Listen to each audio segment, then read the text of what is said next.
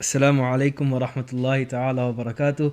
Welcome to episode number 5 of the Revival podcast. Today we are 30 minutes. Are we 30 minutes late? Yeah, 30 minutes. We are 30 minutes late. We had some technical issues and difficulties. But we...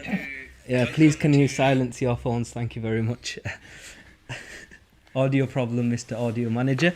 But we're having some difficulties, but we're up and running now, alhamdulillah. We've got all the panel, and specifically and especially our guest today, Shaykh Waseem. Assalamu alaikum wa rahmatullahi ta'ala wa barakatuh. Assalamu alaikum to everyone at home as well. Nice to be here today.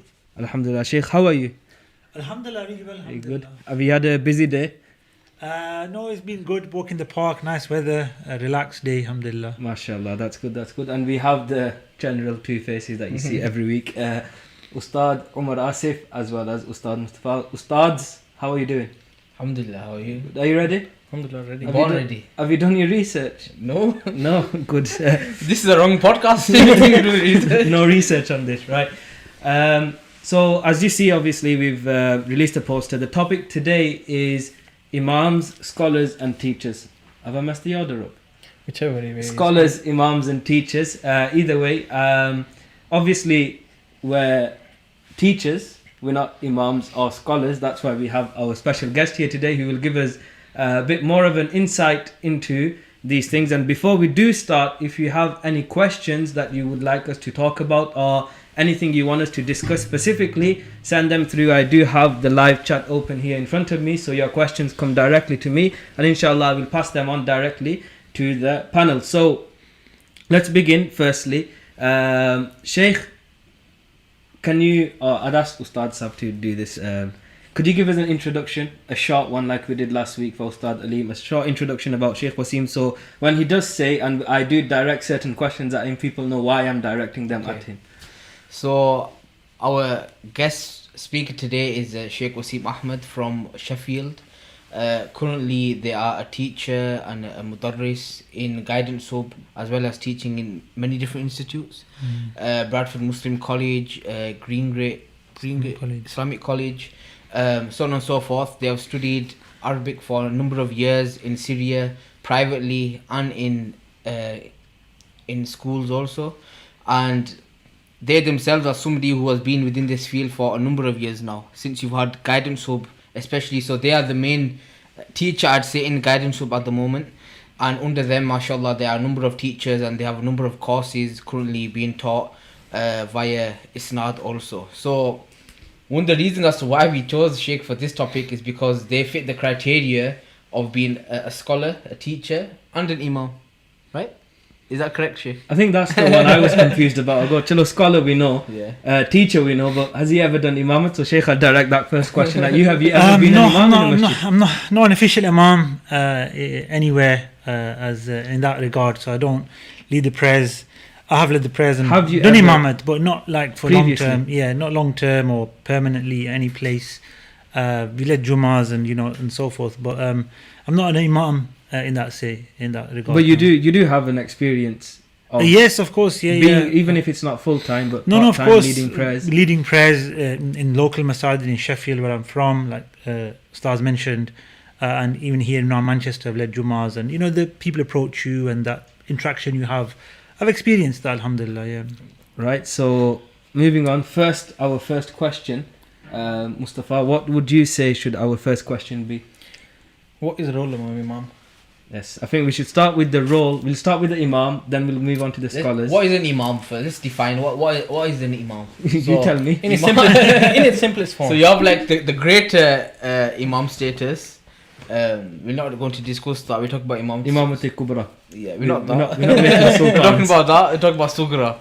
So that's somebody generally who we know to lead the 5 prayers in the masjid, or at least some from those 5 prayers. He may teach children in the madrasa, which is also within that masjid. As well as that, they would lead Jumu'ah.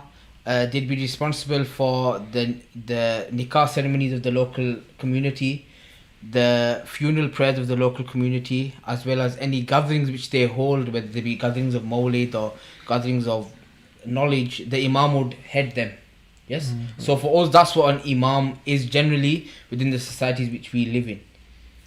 So you've defined an imam, Yeah. but you've also stated many of the responsibilities or the role Yeah. that an imam has to play. A question on that would be directed at whoever wants to answer is, personally, we have two types of imams in our general community.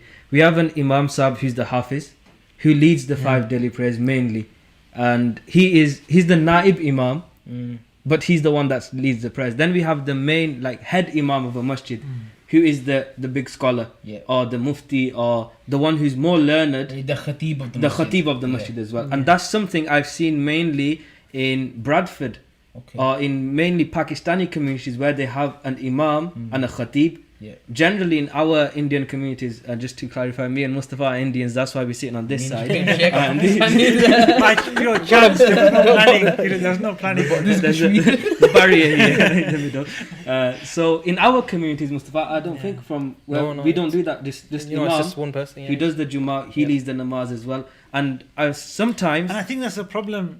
I was just going to say, do you think that's a good thing or a bad it's thing? a problem because I've often seen these ads for imams, and they put on, graduate, hafiz, because the Taraweeh, remember, you mentioned the duties. Taraweeh is a big thing. It's Ramadan, it's massive.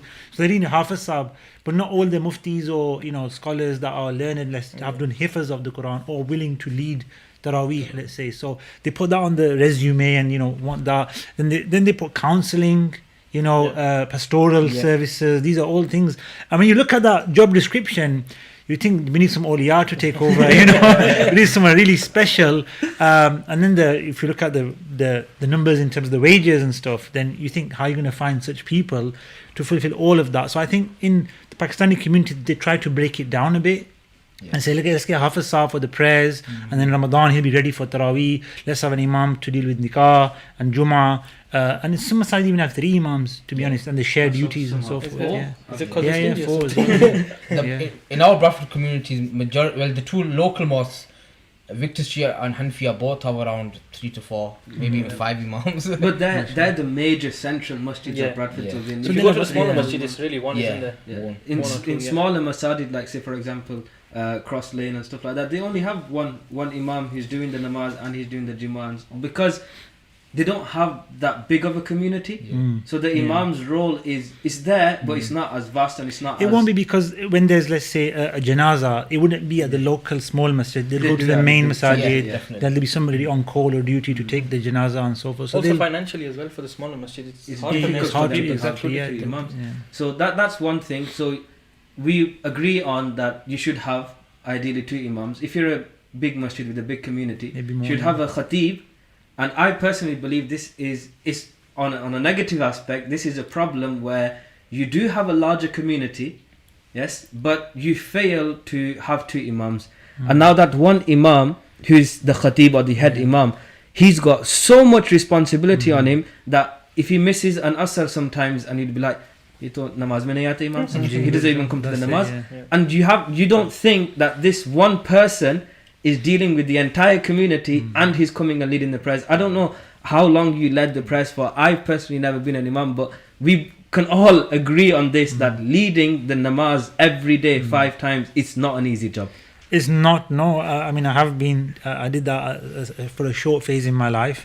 And it's a big responsibility, because you got to remember the imam is leading the prayer of other people before Allah subhanahu wa ta'ala. So that in itself, just thinking of that, is this massive mountain of burden on your shoulders. And especially in the major masajid, big masajid, you may have hundreds of people behind you for some prayers. So it's not an easy task to just lead the prayer. I mean, people think Imam Sahib leading the prayer, but namaz paro, but it's a big task. And at the same time, they're doing it 5 times a day. It requires a lot of focus. Especially in the UK as well, because time changes throughout the year. Time changes idea, so you can't build a person routine. never has a Yeah, routine. never has a Person routine. never has a family So in routine. summer, you got to go to masjid at 11 o'clock at night for Isha. Yeah. Yep, and you're there 4 o'clock in the morning. The for Isha Fajr. debates. That's Yeah, let's leave that Isha debate. What time is Isha for another one? But going back to the point, I think that we may have in our communities, in the way it's developed, not misunderstood the role of the Imam, but maybe not done enough, shown enough gratitude or appreciation for the roles of Imams and what they have to carry out. And I think that may have had an effect on the kind of impact of the imam in the community, or what he's able to do. Like you said, if he's, you can't ever say coming to a prayer is a bad thing or anything like 100%. that. But if he's pressured to do all of these things, then there's got to be sacrifices somewhere. So, like you said, really, we need to have more imams to cover these areas rather than put pressure on one or two. So this is where probably we need to rethink the approach to our local imams. It's usually the family of the imam that suffers as well. The sacrifices with them. Then. Going back to the point of counselling, do you think imams should have that responsibility? So some, I've seen it, like I said, that there's some masajid would like that to be something that the imam does, and I think it's needed, but I don't think personally it should be a necessary component of imamate. Don't you think some of the applications they put on are just there for show? Maybe they just want to show it. Maybe just want to show we're looking for this. This is our masjid is trying to achieve this, which I think is because usually what I've heard is masjids put up ads on LinkedIn, is it, and these other websites just so they can call someone from back home, because there's some criteria that you can't call a person from. Until you've advertised in the newspaper, in the websites. Yeah, maybe I don't know. You may have heard that. I'm not aware of those things. But what I do think is that in terms of counselling and that kind of just support, it's not for everyone. Just because you can teach fiqh and do madrasa, there needs to be a level of it, obviously a basic level of emotional intelligence, just be aware of people around you, but everyone's qualified to sit with someone and take them through a counselling or pastoral kind of service and help them in that sense. So I don't think it's an absolute necessity it should be a major issue, but I think yes, we do need that. So if the imam hasn't got that qualification, doesn't mean he's not, or don't make him the khatib, don't employ him, don't make him the imam. No, bring him in for the duties he can do. But then that's something maybe we need to look at separately, train other people up. I mean, that could work with the main imam and within the masjid network or set up to provide that service. I think it's a much needed service in the community, and our masajid should look to develop something in that area. But I know imams, right, and I know they work in the masajid and they get calls on their mobile phone, right? So they don't even get a separate mobile phone. They they get their numbers given out, and they'll get a call from lady, man, divorce issue, or family, children. Sometimes late at night. Late at night, exactly. And they I've seen them. I've been with them, and they get these calls sometimes, and they genuinely just stop everything, and they talk to this person. Because they realize there's a big need. It's a 24-hour job. Yeah, they don't advertise that. The thing is, if they respond like, I can't talk right now, that could be very damaging to the person on the side as well. So they realize the responsibility, but I think that's a lot to take on. And again, it goes back to that point that we there's too much of a demand from an individual sometimes, and we think imams. Maybe we should have put imams, scholars, and Superman, because sometimes imams and teachers are expected to be above and beyond everyone else, which in terms of a moral Islamic level they should, but in terms of just everyday life, physically everyday things, you can't. You're human at the end of the day. But also, if you look at counsellors in general that practice it professionally, they get like regular training. They also have counsellors because they're listening to people's problems. And they go back to review. We don't have any of that. So even if an imam comes in, he's never had training in his life, and you're expecting him to do that, and there's no regular check-ins or there's and things like that. So now, where do they go? You're just expecting to go with the flow. Accountability and things like that, and it's safeguarding and all of this, right? Which is a part of the masajid are now, alhamdulillah, really looking towards that, and it's become more of a thing in the masajid. But you're right, there's a lot of unknowns, if you like, and just we don't really look to deal with those issues. And when we do, it's the imam's job. It's just, and then the imam's like, okay, I didn't know that was part of my job. These, list is increasing day by day. I think one important thing that you did mention in that was, if you give too much, and not every imam can be a counsellor. Not everyone will know how to speak to people. Like, for example, if I talk about myself, sometimes if someone comes at me with a very, very saddening scenario, I just need a day or two just to process it. Like, if you go on my Instagram, I've got 3 DMs unread. I've just read them, and I need to think about it, because you can't just jump in and answer something because you might completely mess the situation up. So not everyone is going to be good at that, and that's one thing that's why the titles imams, scholars, and teachers, because not every imam is going to be a teacher. Not every teacher can be an imam. So they're all different roles, and what we do generally as a community is we expect the imam to be everything and know everything, and that's where the problem comes. That's why I do think that's a very good idea. And I remember, if you've heard of Allama Shaykh Ahmad Nurani alayhi rahmah, Qaida Ahl Sunnah, he used to say that the main scholar in a city should not lead the namaz. Because if he starts leading the namaz and that becomes his responsibility, he'll slack on all his other duties. Or for example, if there's been a janaza, if an imam's there, he should be there with the family, counseling them, guiding them, being there in times of grief. Say there's a nikah, there's a time of happiness, he needs to be there supporting them. He's the pillar of the community. But if he's saying, I can't come, I need to go do asr, and he's going there to do namaz, then he'll lack on these duties. So that's why he always used to say there should always be a naib imam who will lead the prayer in the absence of the main imam. But that's, again, someone will say, like, people are going to watch, say, what are you trying to say, that imams don't go to pray namaz? Exactly. So, but you made a really valid point there. And we're from like Muslim communities, and we've grown up in them. We've seen some of our elder imams, they've done this in their communities. Everyone's attached to them. The young people, young men, women in their 20s and 30s, they'll see Imam Sahib and they'll recognize him and they'll know him, and the Imam Sahib will know their mom and dad and their parents. But where have they seen him? They've not seen him at the masjid. Not the masjid, exactly. Weddings. How do they know the family? Like because they've been to the khatam, there was a passing away, there was a nikah, Imam Sahib, and you get to know the community and you get to be a part of it. And that's not going to happen just in the masjid building. So the imam role, I mean, maybe we should say that, it's not in the masjid only, it's outside of the masjid, it's in the community, really. He's a community service officer. That's right. That's what he put down the CV as well, that long list, increase it today. MashaAllah. So, is that everything for imams, or? I think that's... Any questions? Anybody, if there's anyone wants to ask a question of imams' roles, or... We've got a comment saying the sound is much better this week. Shaykh, MashaAllah, sound is good. Our sound engineer has improved things, MashaAllah. So that's in terms of imams. Now, look, we do want to come back. There's a lot more, just a tip of it. Moving on, we have imam teachers. Why? You're a teacher. You're mainly a teacher. That's my main duty, Your main teacher. So what's the responsibility...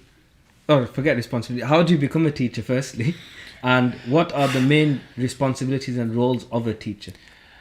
You got to study. So learning is a massive part. Building your knowledge base. It's not the only thing.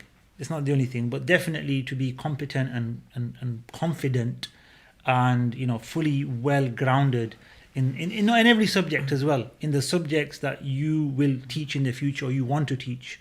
Specialism is a big part of life. The specialists in so many areas of medicine, even accountancy. There's different areas of accountancy or law. So same for Islamic subjects. Not one teacher. Of course, some of the great asatiza were Ustaz al-Kull, and they mastered many sciences, polymaths. We're not at that level here, so we won't go that far. But you may be competent in a few subjects, right? So there's the basics. You always will be competent in any way. We're talking here about specializing and teaching further. But I think maybe that's something to talk about here, that you'll learn, you'll study, and you'll be able to teach the children at the madrasa. I think everyone should be able to do that as a teacher, and the basic Islamic studies. And at that level, I think every teacher is really qualified, and don't have to be Shaykh al-Islam or Mufti Saab, or Hafiz Saab can do that stuff, and he does. The madrasa, he'll teach Quran, he'll teach the basics of Salah and Tahara. Apa, the female teachers, they will be able to do that as well. So on that level, I think we've got the teachers and we've got the Islamic knowledge. When it comes to further Islamic studies or adult Islamic studies, and that's when teaching really comes into it, the style, the delivery. And for that, again, I think there's a bit of I personally have experienced this, and I've spoken to teachers and got help. There's no teacher training in our Islamic studies. We went through khutbah training, how to write a khutbah, how to deliver a khutbah. We were told to raise our voices. We made stand in front of the class, and we were shaking in front of our own class. The first ever khutbah I gave was in front of the class, and I remember all of us were nervous, and all of us throats were dry, and so we were taught these things, and we're put into that scenario that you would have to lead janazah, you'd have to lead the prayers, you give a khutbah, a speech. When it comes to them are traditions that got lost in the UK, because in India, Pakistan, they still do that. Every Thursday in every madrasa there'll be a madrasa mahfil, and the teachers, it'll be proper, like what do you call them, the invigilators. An example, it'll be like that. There'll be teachers walking around making sure everyone's sitting properly. how to the adab of the mahfil as well, the etiquette. So if you're as a scholar going to a mahfil, you don't just tell everyone to get up, push them out the way, I need to make space for me, like that. So they teach them stuff like that. Then every single person has to pray a nat. Every single person will told that you have to do qiraat as every week, and everyone will have to deliver a speech. And they do that for 7-8 years. So when they do finish the course, they can do qiraat, they can pray a nat, and they can do a speech. And that's something I believe is got lost in the UK, and it's training. That's literally what it is. You're teaching now a little bit as well. What's your experience of becoming a teacher? What says that in terms of teaching, let's split up. So we have Islamic teaching, then we have like secular teaching. We do, yeah. For the secular, we have the PGC there. For the Islamic teaching, it's just that you try to imitate the way your teachers taught you. Yeah. So that might just be the secret of teaching for what's passed down, going all the way back to the Sahaba. So in terms of the Islamic way of teaching, we love the ijaza system. In terms of once you're qualified enough, your teacher will say, look, I give you permission. You can teach this book, you can teach that subject. So that's what we have, as opposed to what the PGC don't really have. They might have exams for it, but exams, they're not too hard to cheat on. I mean, they do have a placement year where they go out and they get assessed. More experience. And reviewed work experience. Yeah. So that's when, like, I started my studies at Madrasa al-Markuz al-Islami. MashaAllah. There, the last year, you'd have to teach for 6 months. MashaAllah. And then you'd have to do some sort of dissertation. So they wouldn't let you go on, okay, I'm okay to teach now. But you've got an experience to teach. That's really refreshing to hear that the Markaz al-Islami, may Allah bless Mufti Saab, Mufti Hassan Raza there and the team, they're doing that. Because traditionally, or let's say normally, we say traditionally, I think normally is a better word, we don't have that transition to teaching, and that's my experience. We start with great teachers, and you pick up things like you said, and they give you ijaza. I start with some amazing teachers. But when I came back, I had to phase my way into teaching, figure out things out. I read about stuff. I went to teachers who've got PGCEs and sat with them, and they give me pedagogy, they call it, and how teaching techniques, and I learned these words and these things. And I actually wanted to teach us them words? What does that mean? Pedagogy, from my understanding, is techniques of teaching. There's different stages of basic levels of teaching to deeper levels of teaching, and how you convey that information and how you assess that the student has actually gained that understanding. So things like basically the basic level would be to identify the mubtada and the khabar. Our viewers don't know what that is, but identify a verb or a noun or something like that. Then later on it would be to actually write something, compose something to show your understanding, rather than just identify. There's different methods for this. I don't know this from my Islamic studies. I know this from speaking to actually qualified teachers who are in the field, and them giving me tips. And I've always been open to that feedback and guidance and stuff. So that's what's helped me a lot. I've probably had a lot of time and interaction with actual teachers of other subjects, university lecturers, school teachers, secondary, primary school. I think that's what's helped me a lot personally to develop my teaching skills. And even recently, one of my colleagues and friends, he said, you should go on this course and you should do this. It will help you to teach language, to teach I think it was international studies, and and you get into this kind of work and stuff. For me, that's both positive and negative. Firstly, credit to you for going out your way and doing all that.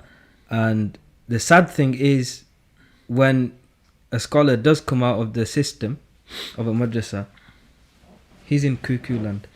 He's just left alone that now you go do whatever you want. Figure life out yourself. Yes. If you struggle, don't come back to us. Go to these professionals. I think we're generalizing because Markaz didn't do that. They said no, their way. And you can go back there. I'd say they're an exception. They're exception. I thought that straight away. Sad reality, they are the exception. What a lot of madrasas do now is, for example, some madrasas in Bradford or elsewhere, they'll do your 8 to 10 years that's in Nizami. Right. And say, okay, look, you spent 10 years in books. Now go on you need to learn how to propagate this. So there's colleges out there like Cambridge Muslim College, Shaykh Abdul Hakim Murad. They do a year there, don't they? They do a year there, and then they go out because it's Imam training, teaching training as well, and that kind of the full package, if you like. This gap which was there is started to see it being addressed. I think even in the Bradford Grand Mosque, the Madrasa Sufatul Islam, that's it. After they graduate, they send them on these courses now as well, education courses. Because I know one of the graduates, he goes to Birmingham once a week with a group of brothers. They've enrolled on a course there with its education, like what is education, and how to deliver, train, instruct, So they are doing that now. So I think there is a movement towards not just giving them the Islamic knowledge, but let's actually give them the skills to convey that in the modern context as also well in our society. it's how people learn. So generally, if you get used to listening to Islamic style, there's a way of learning. You get used to that kind of style of learning, but then it's a job.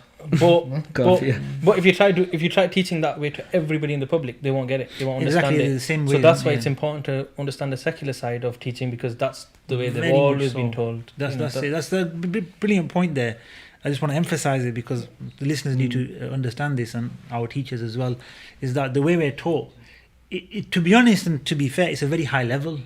Yeah. People don't understand the Islamic studies and the tradition. It was of a very high level. It still is if you get to the end of it. If you really get to, then books become solid and you headbanging and you put the effort in to learn, and it's really tough.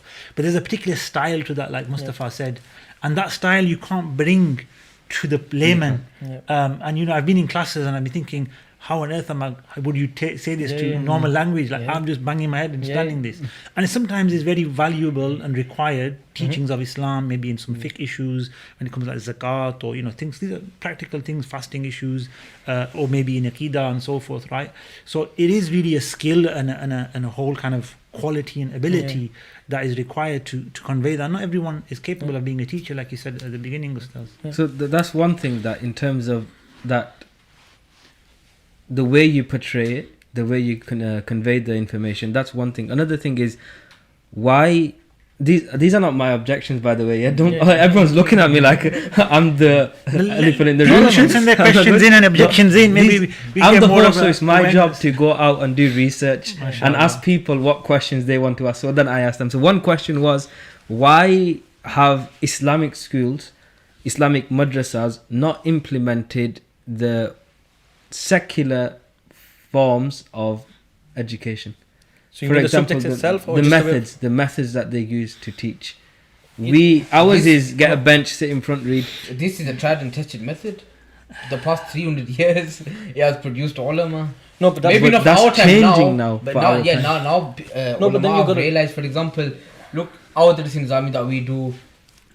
We know that we have to write, we have to inshallah have to write fatwa. And this we're talking as a responsibility of an imam. Is that not a responsibility of an imam to make sure that the education that's being provided in the community is top notch? Yeah, I think it is. I think it depends what you mean by the imam and the community. Because, if you're talking about, is he running a madrasa for the children, or we're talking about high level studies? He's like a normal madrasa we're talking about. Normal madrasa, yeah. So madrasa. I think personally, there's lots of new curriculums or book sets coming out. Qamar Academy is one of them. I've seen their work, brilliant.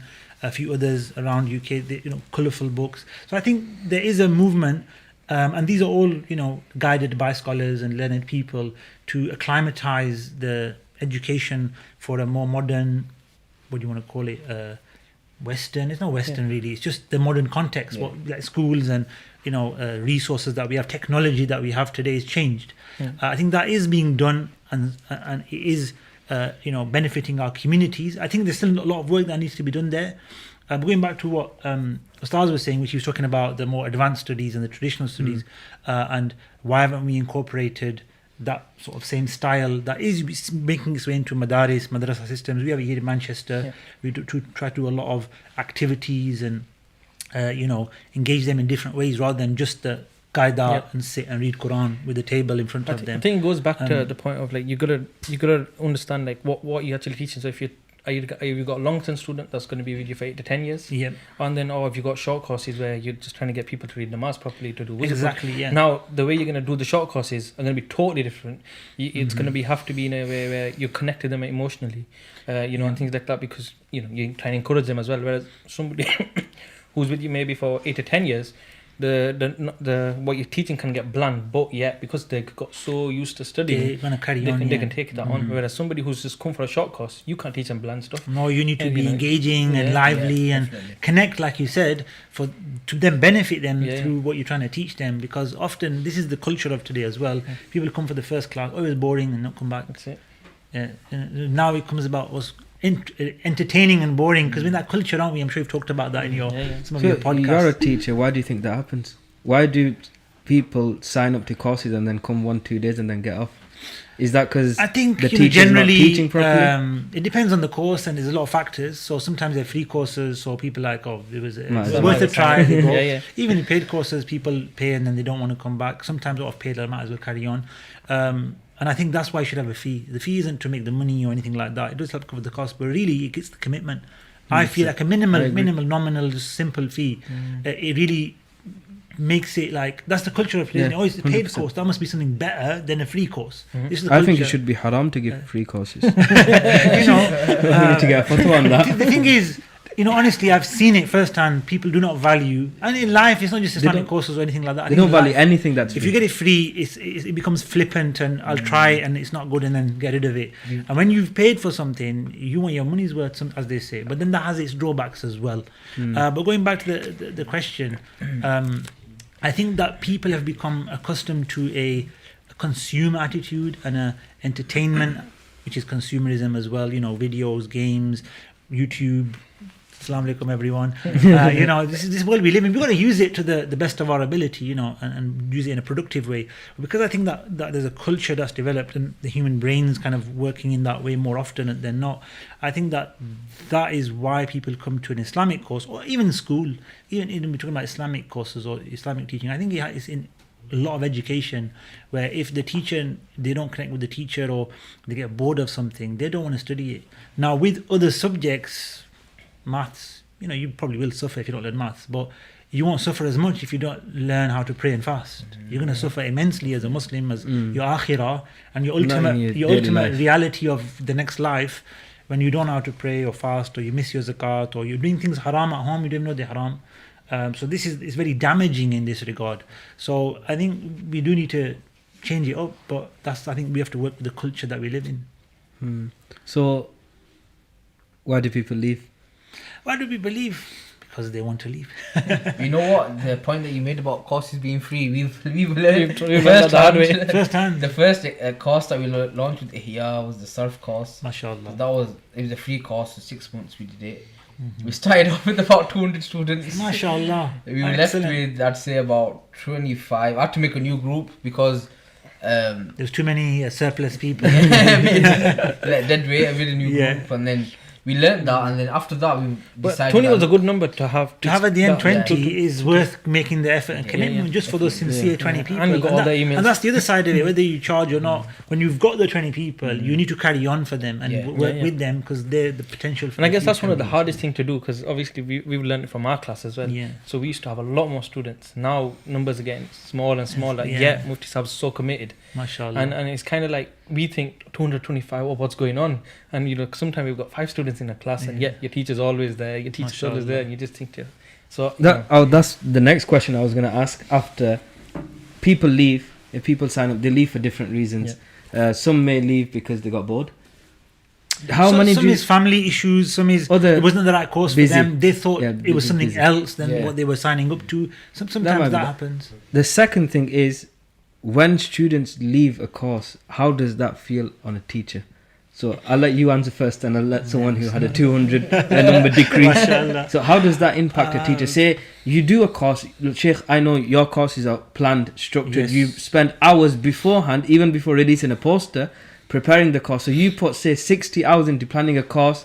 When 100 people sign up, you do get a good feeling that, alhamdulillah, I spent this much time, I'm going to teach that to 100 students. And on the day, only 20 of them turn up. What kind of feeling does that give to a teacher? Just before that as well, so you can add, like, even when you're doing that, what in terms of purpose, so what do you think, as in, so when you're thinking, I'm going to teach this class, short term, long term, you as a teacher, what do you think is a purpose for yourself firstly, and then obviously for the students? Very good question. You reminded me, we'll link into the question, of when I was mentioning earlier about we get trained to do khutbah, we get, one of the things, I remembered it, right, and it stuck with me, and this answer to your question, is when we did the khutbah, the teacher told us, our trainer, instructor, that your job is to guide people.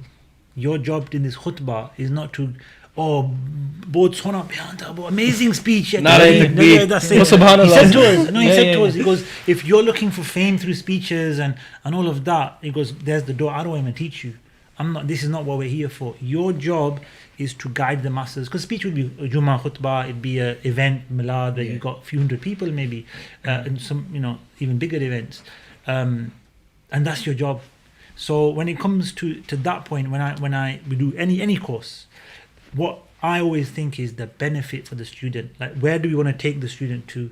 This course is to get them to pray 5 daily prayers, learn about the basics of salah, or is it a course to learn about the aqidah so they know what's right and wrong, morally what's right and wrong, a bit of akhlaq, for instance.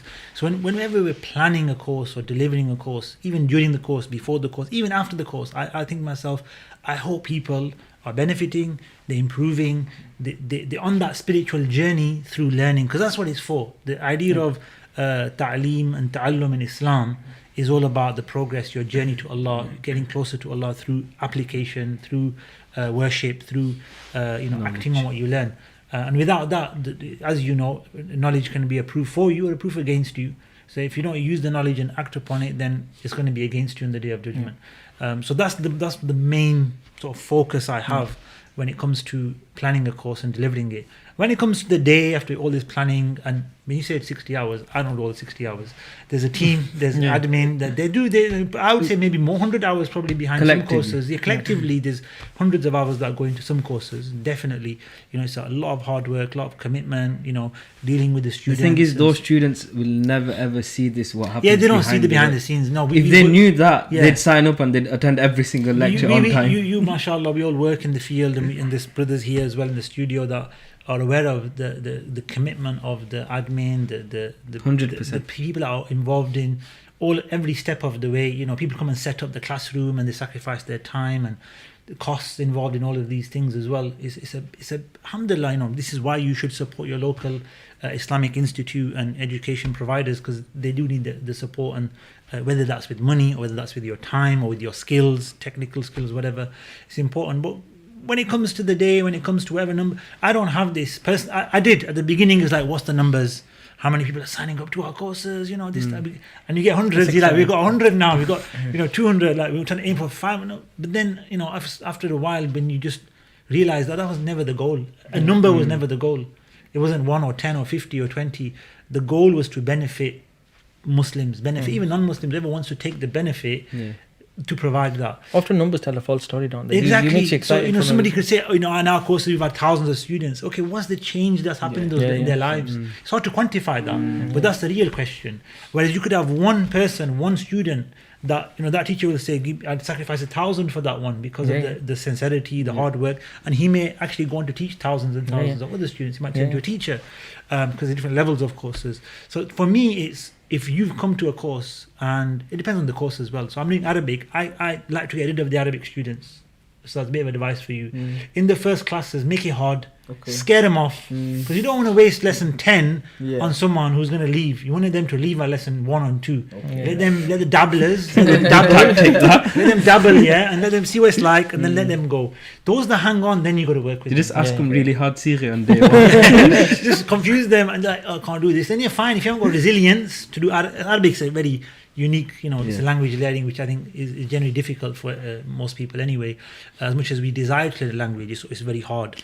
And Arabic is one of the most difficult. Arabic is generally hard, or is it because we don't teach it properly? No, I think Arabic as a language, if you look at, again, one of my colleagues, he's doing a bit of research on this. Arabic, I forgot what category of language it is, but it's one of the hardest languages, along with I think Japanese as well, a few of the languages. They take the most time and the most application to learn, simply because that's the kind of language they are. However, for most of our audience, if you're from an Indo-Pak background, it should be easier for you because of the Urdu, Punjabi, and the various Arabic words in your dialects, in your language, and also the fact that you're taught to read the Arabic language in your madrasa and so forth. So you've already learned to read the language. You already learned a few words. So it's a lot easier for such people. But then it does come into this idea of the structure of a course, the goals, the books used, the teacher style, the number of students. So sometimes, like I said, numbers give a very bad and false story. In Arabic classes, the numbers need to be kept at a reasonable amount so that they can be given focus to all the students and feedback. And if a teacher isn't actively engaging with the students and giving them feedback and helping them because this is the process of language. You make mistakes, you get corrected, you get stuck, you get a bit of guidance. So this is, Arabic is unique in itself. I think that's a very difficult one to answer. That Arabic is different from person to person as well, and some people love it, and like you said, so they'll commit and they will just carry on trying, and others will give up. But with Arabic, I think it's hit and miss with everyone. I think with other subjects, there's no such thing as hit and miss. You can't not learn your salah. You cannot learn your fasting when it's Ramadan, inshallah. So you have to find ways to keep them on board, basically. You got to find ways to keep them engaged. And with that, Ustaz, do the opposite. Make sure they stick with you. Don't let them go, because if they don't know how to fast and pray, that's very detrimental to them and their iman and their future. So you got to look at the subject sometimes before you pick a particular way or method of, What was your first balagha? In your balagha lecture, what did you come up with in the first lesson to scare them off? Were you teaching Mukhtasar Mani, was it? We taught balagha in some classes, but all the students were good, so nobody got scared of. They all stayed. Scare them off. They all stayed, So the balagha classes, I only picked, more or less the students picked themselves for such an advanced level topic. But no, I didn't scare anyone in balagha. It was the Arabic class I did was just a basic Arabic class, and I put a few things in there just to get a feeler of who's really into it, who's really, gonna make it. And then, because I want them to stay, and I'll encourage them to stay. And even sometimes they will get a bit with, I want to leave the course. I say, no, why do you want to leave the course for? Have a little chat with them and get them to stay. So some people take it to heart that he's killed us off. So I say, if you don't know the vocabulary, you might as well leave the course. Sometimes I just say that, I should leave the course. I'm not the vocabulary. No, calm down. Are you going to learn the vocabulary? Is my point. I need to learn the vocabulary to stay on the course. That's the idea. But you got to be a bit direct sometimes. So I didn't scare. Like Arabic and things sometimes it can get really plain. So usually when we move to Mufti Sahab, they keep us in because we have other conversations. That's it. Other things. I play games. So we do quizzes and we play games. I play Hangban. That's a good one. I think I might take that one. Alhamdulillah. So it's finding additional stuff to keep people entertained, because it's very easy to get bored and to get distracted. But that comes under the role of a teacher. So that's exactly understanding figure out the students. That's a major thing. Mix it up. Sometimes you can have students. You can be boring as you want. They'll be like, never mind. We just want to know. Loads of time there's students that the teacher won't understand them. As we know, there's like 4 types of how a student's going to actually learn. Is he going to learn by listening or reading, or is he more physical kind of a learner? And the teacher, a normal teacher from back home, he won't understand that. I mean, visual is a big thing in today's day and age. I mean, everything's visual sensory. Normally, like our that's in Nizami lectures, all verbal. You just listen to it and you verbal go. Instruction. But nowadays, I mean, some of our great ulama were blind, so they didn't even read. They heard everything through listening. So like, another new thing is this new phenomenon of making slides for courses. Yes, I've done that. We do that all the time. we do it all the time, and sometimes it's really annoying to me because I'm thinking, I didn't need this to learn, man. I just learned it. But then you got to think about the other people that they might not be able to learn anything just because I'm saying it. Because it's on the screen, they'll read it and they'll remember it. So the teachers have to go through the slides after the class. Send us the slides. Can we get the slides, please? And that again, that's another responsibility of a teacher. It is, yes. It adds to the workload. You understand what's the best method of delivery for your class of students. That's another of his roles and responsibilities. In terms of teaching Quran and Qaida, I just wanted to ask one thing you mentioned probably about 15 minutes ago, but I asked this to Mufti Wajid Sahab as well 2 podcasts ago, which was in terms of Islamic studies. I know this is maybe a bit off topic, but it still comes under teachers and his role. At the age of 15, or maybe even sooner now, when children leave the actual madrasa from the normal day-to-day Monday to Friday madrasa, at the age of 14, 15, in terms of Islamic studies, how much should they know? In terms of Islamic studies, how much do you think they should know? So we're talking 14, 15-year-old kid who's been in mosque for 8 years, 8 years, at least. 6, 7, 8 years of age they start, they leave at 13, 14, 15, so they'll have 6, 7, 8 years. Something I've thought about a lot, and I think that madrasas, Islamic after school settings, Islamic studies, they are changing it a bit, because previously it was just nazra, learn to read the Quran and a basic fiqh of tahara and namaz, and iman mufassal. There was a bit of aqidah, but it wasn't much details. I think today's day and age, we these are the 4 subjects I would do. and I'd make sure they're done in detail, they're done friendly, relaxed, interactive, and kept on going even every year. Seerah, the life of the Prophet ﷺ, throughout, go over it again and again and again, talk about this Isra wal Mi'raj, talk about the Hijrah, talk about every step of the journey. Because as the child develops and gets to, let's say, 12, 13, they're going to understand different and more and, engage differently to when they were 7, 8. Yeah. So it needs to be done again and again. And I've seen that with adults. Even myself, when I read the Seerah now and read different books in Arabic and English, etc., you feel a connection. You feel, oh, subhanAllah, these so much lessons to learn. So Seerah is a topic that I felt wasn't around in the madrasa systems as much as it should have been in the early days. Second of all, I would teach the fiqh. I mean, that's obvious, and I think all needs to be done. The basics of tahara, prayer, fasting, zakat and hajj. Children don't really need to engage in that too much. They can be left till they're adults. You could teach them the basics so they know something as they leave madrasa. They know I've got to pay 2.5%. I think most children do know that kind of stuff. You engage Muslim, if they're in that environment, they are taught the basics. And hajj is in Makkah, you do tawaf. So I think zakat and hajj keep basic, but in terms of purification, prayer and fasting, I think they need to know that properly in detail.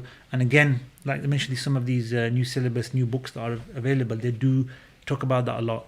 The third subject I would have and is needed is, of course, Aqidah, but not just on a level of the basic beliefs, like going to the Masail, end of times, for instance, belief in return of Isa al-Islam, the Mahdi, the Dajjal, the signs of the Day of Judgment, as well as the beliefs about Allah's attributes, the Anbiya and Mursaleen, and the revelation and the miracles, the books, which is, I think, done in most madaris. Most madrasas are really doing a good job of this. But again, make that interactive, make that a bit more applicable, teach them incorrect beliefs that other people have and the correct beliefs, make it very clear. It's straightforward.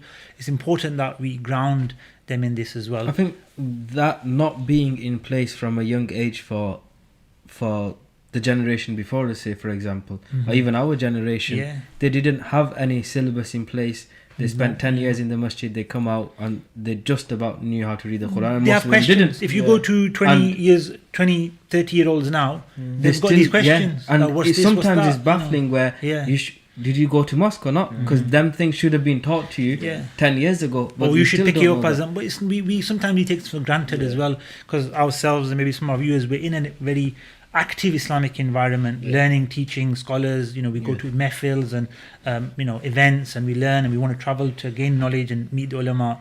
But I think as a general, the Muslim community, this is the most crucial age and time of their lives, madrasa, because they will at some point be sent to private tuition, whatever, but they will have a time in their childhood / youth where they will be exposed to Islamic teachings. And this is what I would do. The fourth topic, so there was Seerah, Fiqh, Aqidah. The fourth topic would be Tasawwuf, would be spirituality, morals, telling children what shukr is, appreciation of things, telling them not to complain about everything, right? Telling them to be thankful for the blessings they have, telling them to not envy others and not try and compete with the labels people wear or these kind of things, right?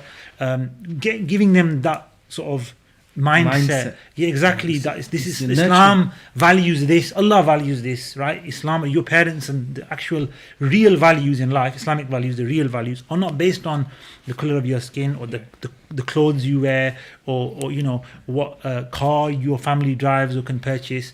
It's based on your akhlaq. Inna akramakum indallahi atqakum. Right? So the most noblest in the sight of Allah amongst you are the most God-fearing, the most God-conscious. So teach them taqwa, teach them stories of the pious come into tasawwuf. Tasawwuf means spirituality, purification not of the just heart. becoming murid of someone. Yeah, exactly. So practical things for these children that they can learn, stories of the pious, stories of the awliya. I remember when I was in a madrasa, we used to go in our assembly. I made it a thing to tell them a story of one of the awliya, Sayyidina Ghaus Pak, Abdul Qadir al-Jilani rahmatullah alayhi, some of their stories, which are still inspiration to all of us, adults and youngsters. Imam Ghazali, the early Sari al-Saqati, Imam Hatim al-Assam, and Shaykh al-Balkhi. These are names which roll off my tongue, and because we were exposed to their stories, and they inspired us to be more thankful, to be more great, to have patience, to aspire to pray more maybe, and follow in their footsteps, to be truthful. inculcate these morals of truthfulness and gratitude and appreciation by telling them And stories. I think that's something that we've lost because traditionally now. So I came from India when I was about 10. Mashallah. So a lot of so we learn a lot of things through stories, Yes. storytelling. Yeah. So our grandparents would tell us these stories about so and so did this, so and so did that, and then we've lost that with time. So now kids don't have stories; they don't have anything. They just kind of like get to school. That's the only stories they hear. So then they kind of lose that. And then the other thing was, Umar, we kind of came from a time where just before the internet as well. So we've had a bit of a childhood where we weren't used to YouTube. We weren't used to this social media. So the world that we knew was the world that we were given. So then we learn a lot of things like that. And so whatever we were taught in madrasa, that's all we knew about Islam. Yeah. That's all we encompassed. But then nowadays it's not the same anymore. So that's why I think we're struggling to understand the newer lot, because they've got all these other things to listen to. And it's a challenge to deal with all of that and then give them what they need as well. I think they've that's been exposed to so much at such a young age. That's why we were stuck in our own little communities and bubbles. Yeah. We didn't know about the outside world. Now we didn't. we see sat in Manchester and you can see somebody on Japan and can be teaching you anything. So our viewers, where are you from? Mashallah. Are there any questions, Shah Saab, coming in? There's one question, which is somebody, well, not a question rather, it's a comment that Shaykh Waseem has been teaching for years, but always asks for feedback and takes on constructive criticism in a humble way. It's one of our students, So, mashallah. MashaAllah. So that's an important thing for teachers as a I always role, ask the students for taking feedback. I ask the team, I say send out the feedback forms, and we have a section there. Which some teachers might feel a bit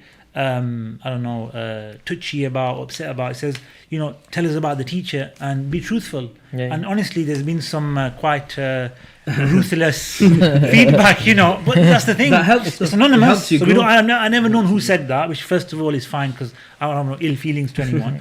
And we've learned from that wait a minute, I made a mistake here. I didn't really get that done. It didn't. Somebody they had a good intention. They're not giving feedback just for the sake of it. They are brothers and sisters. They want us to improve. They want us to benefit the community more. So I think it's important we take feedback from the people we teach. They're the ones that can help us improve, inshallah. Again, that's with etiquette.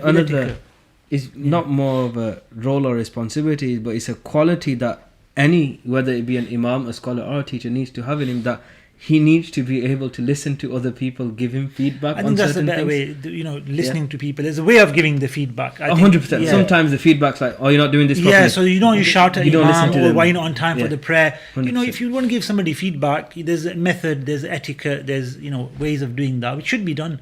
And I've had that. I've had people to me aside. Now I realized afterwards, he just had a go at me, but he's doing it so nicely. He's doing it in such a beautiful way. I didn't feel it and actually appreciate it. Like, thank you very much. I'll take that on board. Thank you. Yeah. Again, and some people just like to criticize. So ignore. Just criticize for the sake of criticizing. it. Yeah. So you got to deal with everyone, and you get used to it. You grow a bit of skin, thick skin. But then again, like when I started in my masjid, I remember not saying it in a boastful way, but when I started in the first Jummah, I said to the people that in the time was the Umar, if he's standing on the mimbar and someone doesn't like something or they have a question, they stand up and say it. Like the example where Sayyidina Umar was, he got some shirts to distribute and then he was wearing a shirt and someone from the congregation stood up and said, Umar, you gave all of us one shirt, you've got two. This is not fair. And then Sayyidina Umar encouraged that if the people see something wrong in the Imam, they should question. And I said that to him on the first day. I go, if I do anything wrong, you can't just let me carry on doing something wrong. You have to tell me. But obviously then there's a way of saying that but the Imam himself needs to be open to that. Because what happens sometimes, the Imam's got in the habit of doing something wrong. Nobody's saying anything to him, then he's just gonna... Our experience is first hand, they're quite vocal into the namazis, your masjid. To be honest, obviously some people are a bit raw, as they say. I don't do a speech. They're straight up. I talk. But you got to remember, and this is important because we are talking about imams, scholars, masjid settings.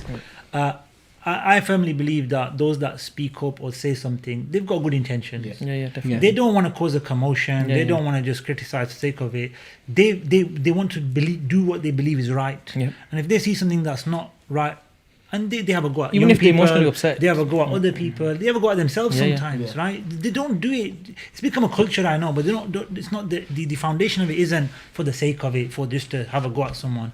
It's the masjid, it's the house of Allah. They feel awe and respect for that, and they just want to maintain that. And in their way, let's say, they may be a bit rough, be a bit but too the direct. Imam needs to understand that, Yeah, that that's some exactly people the are Imam. like that. And so I've seen Imams deal with it. They'll take you and they'll say "Tika," and then they'll carry on, and they don't understand. So and so is his way of doing like things. that. It's like that. No need to take it to heart. But some people can take it to heart, and it can get upsetting. And the major thing in that, though, which I really is important, and since we're talking about this, it's very important from a public perspective, public image. You shouldn't criticize scholars, imams, teachers in public. It's not something that It's really damaging. helps their status in the community to benefit the community. If you start having goes, this is happening now. I think there's this culture of mocking imams or making fun of them or just belittling them and devaluing their status. We're not saying here they're angels, they're guaranteed to take you into paradise before anyone else. Ma'soom. But as a ma'soom, exactly, no one's ma'soom from the Anbiya alayhimus salatu wassalam. But we are saying that they have a very important role in society that needs to be respected, because Allah says in the Quran, "Ati'u Allah wa ati'u Rasula wa ulil amri minkum." Obey Allah and obey the Messenger and those of authority amongst you. So you obey leaders, you obey the authorities, and you obey the ulama. Right. So what it means is you got to have reverence for that. You have to have respect for that role. At the same time, nobody's ma'soom, like you said. No, the government isn't ma'soom. The authorities are not. They can make mistakes, and they need to rectify them. Often people take these people as role models, and then for some people that's the only person that's their role model, and then you tarnish that person's name, they lose their role model. They're not. They probably that's it. They're probably away from the deen after that. It is. I've known people that due to a negative image around a local imam or whatever, they've taken a step back from the whole of Islam. Like they've, because that was the only connection, and so forth. Because this is how it works. The attachment to the individual builds an attachment to what they do. Just like sports people and celebrities, you get involved in them. Then you like playing football, you like doing this, which is bad because always waste of time. Let's say Whereas if you get attached to a scholar, a teacher, you like the teacher style, then people enroll on one course, they enroll in the next one just because of the teacher. And they'll benefit from whatever the topic is, So this is important that we uphold a dignity, if you like, for our teachers and scholars. Looking at things like long term, you've studied 10 years, 15 years, everyone's done that, and then obviously now you're maybe serving for the next 20, 30 years. So then, in terms of looking at purpose, so how do you think how we should prepare? Because you got to think long term, as in we need to prepare our community for a time where we might not be there, or going in the long distance. So how what do you think? So I was saying earlier about the question about the madrasa and the 4 subjects, and at the same time within our work, what we're discussing is to have enough enrichment for children that by the age of 16, what Shah Sahab was saying, they don't need anything after that. We know we're doing adult education. Unless they want to go into their Yes, once they do advanced studies and do the full on, but as generally as Islamic education and learning, I mean, you can do other stuff. So obviously you can't learn everything in your childhood. Like, let's say you want to learn Islamic history, then there's so much to learn about history. You want to do tafsir of the Quran, you can continue with these Islamic things. history course. Yeah, we do Islamic history and we do different kind of things. It's quite interesting. But I think that what we need to do, most of the first things we need to, and we are working at this, and I think many are working at this now. We are on yourselves, we are trying to kind of build a roadmap, if you like, where we can say, like, children comes into madrasa, into the center. It's not just madrasa, it's a center, it's a community space, hub, that they come in and they guidance of mashallah, right? One of the best. But they come in there and they're given arts and crafts at a young age, right? They're given play. They do like fun seerah classes, right? Then they do the Quran, they do the madrasa, then they do naats, and they learn how to read naats in English, Urdu, Arabic, right? Whatever the languages they would like to read them in, etc. Then they're given, trips. And so we should be, as a community, I mean, the centers, the community is not 1 or 2 people and just happens. The community has to support all of that with the skills, with the time, bringing your children, promoting it with others so that people can actually take. Cause that's one of the things we get. Oh, you exist. Oh, mashallah, you got a center here. Oh, like, where do you live? Just around the corner. Like, subhanallah, we haven't reached our own community yet. People know us from India and Pakistan and across the world. So it's really important that we all support these communal initiatives to get the message out there. But I think that's what it is, Mustafa, that we need to work together to have all these, because sometimes you could get a boxing instructor, right? Do boxing with the kids and train them up in that way, martial arts. You need those people to come to the center to deliver within an Islamic network. We can even do tuition from our centers, right? They don't go to out there for tuition. Yeah. They come to an Islamic center, masjid, masjid, it could be in one of the rooms, etc., classrooms. So we use that facility, which is probably another topic for you guys, the role of the masjid. Yeah. I don't know if you've done that. Have you done that? No. Maybe it's a good That's topic for probably you. the next one. Yeah, maybe you could do something around using our the resources. More than just a prayer hall. Exactly, and it is. If you look at the time of the Prophet ﷺ, which is your next topic now, you can talk about that. But the point is that we need to be more proactive. And what that does, I'll give you an example. If you've got your own children who are maybe more Islamically educated and orientated, so they'll sing an art or they'll talk about the Prophet ﷺ, and they know a few etiquettes, and you do tuition, for instance, and every mother and father will send their child, or who knows about it, suitable for them and fits their schedule to that, to the tuition. So you might have 5-10 children who and you got new 5-10 children. Their interaction will be very, very important. So you don't just nurture through yourselves, you actually nurture through other children, because one or two of those children may talk about the Prophet ﷺ, may talk, we do this class here because they're in the center, right? But we do this upstairs, we could do this here, or we do boxing as well, and he's a really nice instructor, and we stop for prayer, and we hear the azan here sometimes, this masjid. So the other kids, they'll be like, what's this? What's going on? It's not, and they'll build a sort of connection as well, if you like. I think that's what we need to do. We can't just look at it from an Islamic education only. I think we've got to look at what we can provide as a service for the community, services for the community. So as your 30-year roadmap is basically attracting the youth and taking the young them through ones, a process, and taking them through that process, that will go the extra mile. No, but that's the other thing. It's like maybe when you discuss your topic, should bring up the discussion or the issue. Can we make part of the masjid into a youth club? Because some are a bit touchy, or it's not for playing and games and table everyone tennis, and namaz upstairs and this. But you should discuss these things, so I think the viewers have their opinions and stuff. But it's the next topic. But often I don't want to ruin the next one. Often people when they're trying to connect themselves to the masjid, like they try to look for some sort of an identity. It's as a student, as a namazi, but then there's people that have like talents, right? They like we got Munib and these guys, they're good with cameras and stuff like that. Often you think as a community or as an imam that I need to do everything, and you get lost in that, and then you can't do it, but you get lost in that, and you think we need to do everything. Yet there's so many talented people in the community. That I think the teamwork that makes the dream work. And I think it's important that you recognize that, and you find a way to invite those people, and that can only happen if you have environment where you've got community involved, the sitting, and you're like, you're good at accountants, you can do the masjid. Loads of imams and teachers, they'll think that kaun meri madad karega, who's going to help me? There's people out there. You said you do all these things with all these. Do you think like whenever you go to someone who's a professional and say, we need help, they'll come to you and they'll give time because they know who you are, they know the work you're doing, and we generally have this perception that as an imam, I can't ask for help from someone else. But you know that when you do, people are more than willing to help. They're more than willing, you definitely, wherever they have to give, whether it's their skills, their time, resources. You're right, if you ask in the right way, if you show them, it's a genuine need you're going to ask for, then people will support, people will come forward, Often and then sometimes they're already there. Sometimes they come forward and they sometimes, say we don't need it right now, or they're not really, we don't really take advantage of the resources in our community, to be honest. We've got so much, and we just need a system, to facilitate all of this to be productive for our communities, and the imam, scholar, teacher, has a big role to play in kind of molding that together. That's one of his responsibilities. He has to kind of be the backbone of the hub, but he can't do everything himself.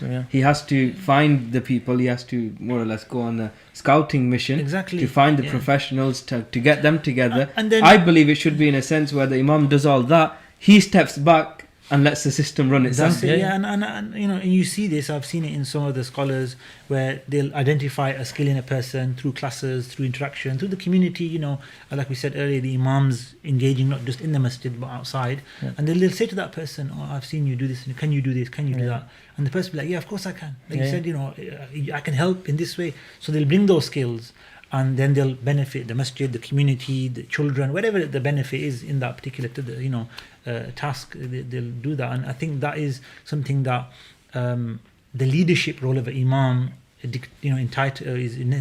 necessitates that you look towards developing the community, and then you can sit back and relax. You can, like you said, if you can get those people, because you can't sit over and manage everything. Nobody wants to do that. Even business owners, right? What do they want to do? Just have employees and managers and let them do all the work, and they'll obviously, because they set it all up and managed it and did a lot of hard work to begin with, sacrificed their day and night. They can watch that. They can watch it. Yeah, they can watch the numbers come in and etc. This is not a business. This is a real life community welfare that we're looking at, and imams and teachers have a big role to help develop that, but they need the support as well. They need it's got to be mutual, hasn't it? You just mentioned one of the points that Brother Nizam mentioned is I came with him. His question was, what do the imams or the teachers or the scholars require from the community, other than, say, for example, support? What do they require? What do they need from the community? I think they need emotional support as well. I don't think imams are not like... Support is the main thing. Apart from support. He meant financial support, I think, right? What do you say, support? I meant support in for example, financial support. Obviously, they need to be paid. That's another complete discussion of how much should the imams and teachers. We'll get to that. Don't worry. We can if you want. We'll get to that. In terms of, apart from that, like what other kind of financial support, and I meant just general, not benefits, but support. What do they need from the community is the question then. They need them to turn up. Proactive, turn up, just do stuff, serve, take the initiative, give suggestions to the imam, tell them, you should be doing this, or bring forward ideas, it's got to be an active group of people that are going to make it work. It can't be Imam Sahib's dragging people along or demanding and then he's not getting, and you say, we'll get it, but if he has to ask every time, that's not a good sign. There should be times where the community, the people, there's going to be individuals that will hopefully be proactive enough to say, step forward, I can do this, let me do this, and offer. So I think there needs to be a level of proactive engagement from sectors of the community as well as the imam, going and doing that. But I think support really, it's everything. It needs support. There's different levels of support. I thought you meant like aside from financial support. Imam, he's got a family, he's got a personal life, he needs a few friends. You can't just be sitting at home doing nothing. No mates. That brings us to a question. We've discussed it in class and different places, but should imams, scholars and teachers be directly involved in the community or directly running their own masjid themselves? They should. They should run. Who should run the masjid? Who should run the masjid? I don't get it. How can you run your own masjid? What does that mean? Some scholars, they would literally. For example, like you open a masjid yourself, so you might take a loan. You open it under your name or whatever. Okay, so you start. Rather than getting a group of a community together with some trustees and whatnot, the imam says, right, I just want to have my own place. I can do under my name and probably son or whatever, right? They start their own center masjid and then they start doing namazan there. But isn't their goal to serve the community? Yeah, it is. But then... Are you saying it's like breaking it apart? The imam is then involved into the day-to-day running of the mosque. Should he be involved in that? He will be. Should he be doing that? Is that part of his roles or is that responsible? That'll distract him from leading prayers. In terms of teaching, he won't have time if you're running a whole building itself to maintain. If he's the admin and he's the plumber, he's the electrician, he's doing everything. He's got to get everybody in. He's got to answer the phone calls. I would say that that doesn't really. That's not the role of the imam. He needs people to do that. If there are imams, scholars, teachers opening up these kind of institutes, I hope their goal is to provide the full service. So they don't want to do it forever. They just think I need to do it my way in particular so that I can help the community, because I think the goal is to help the community. They want to have a madrasa for the kids and have the education system, because they might have been allowed to do certain things in the local masjid, or they weren't allowed to do certain mehfils and so forth. So there's reasons why people break off. It's not a good thing. I don't agree with it. Overall, I think it's better to keep the community together. The main masjids are there, even the other masajid are there, but they need to be supported as a community and not as, this is my thing, do my thing. It needs to be done as a collective. It's a collective. But if there is that happening, then let's pray.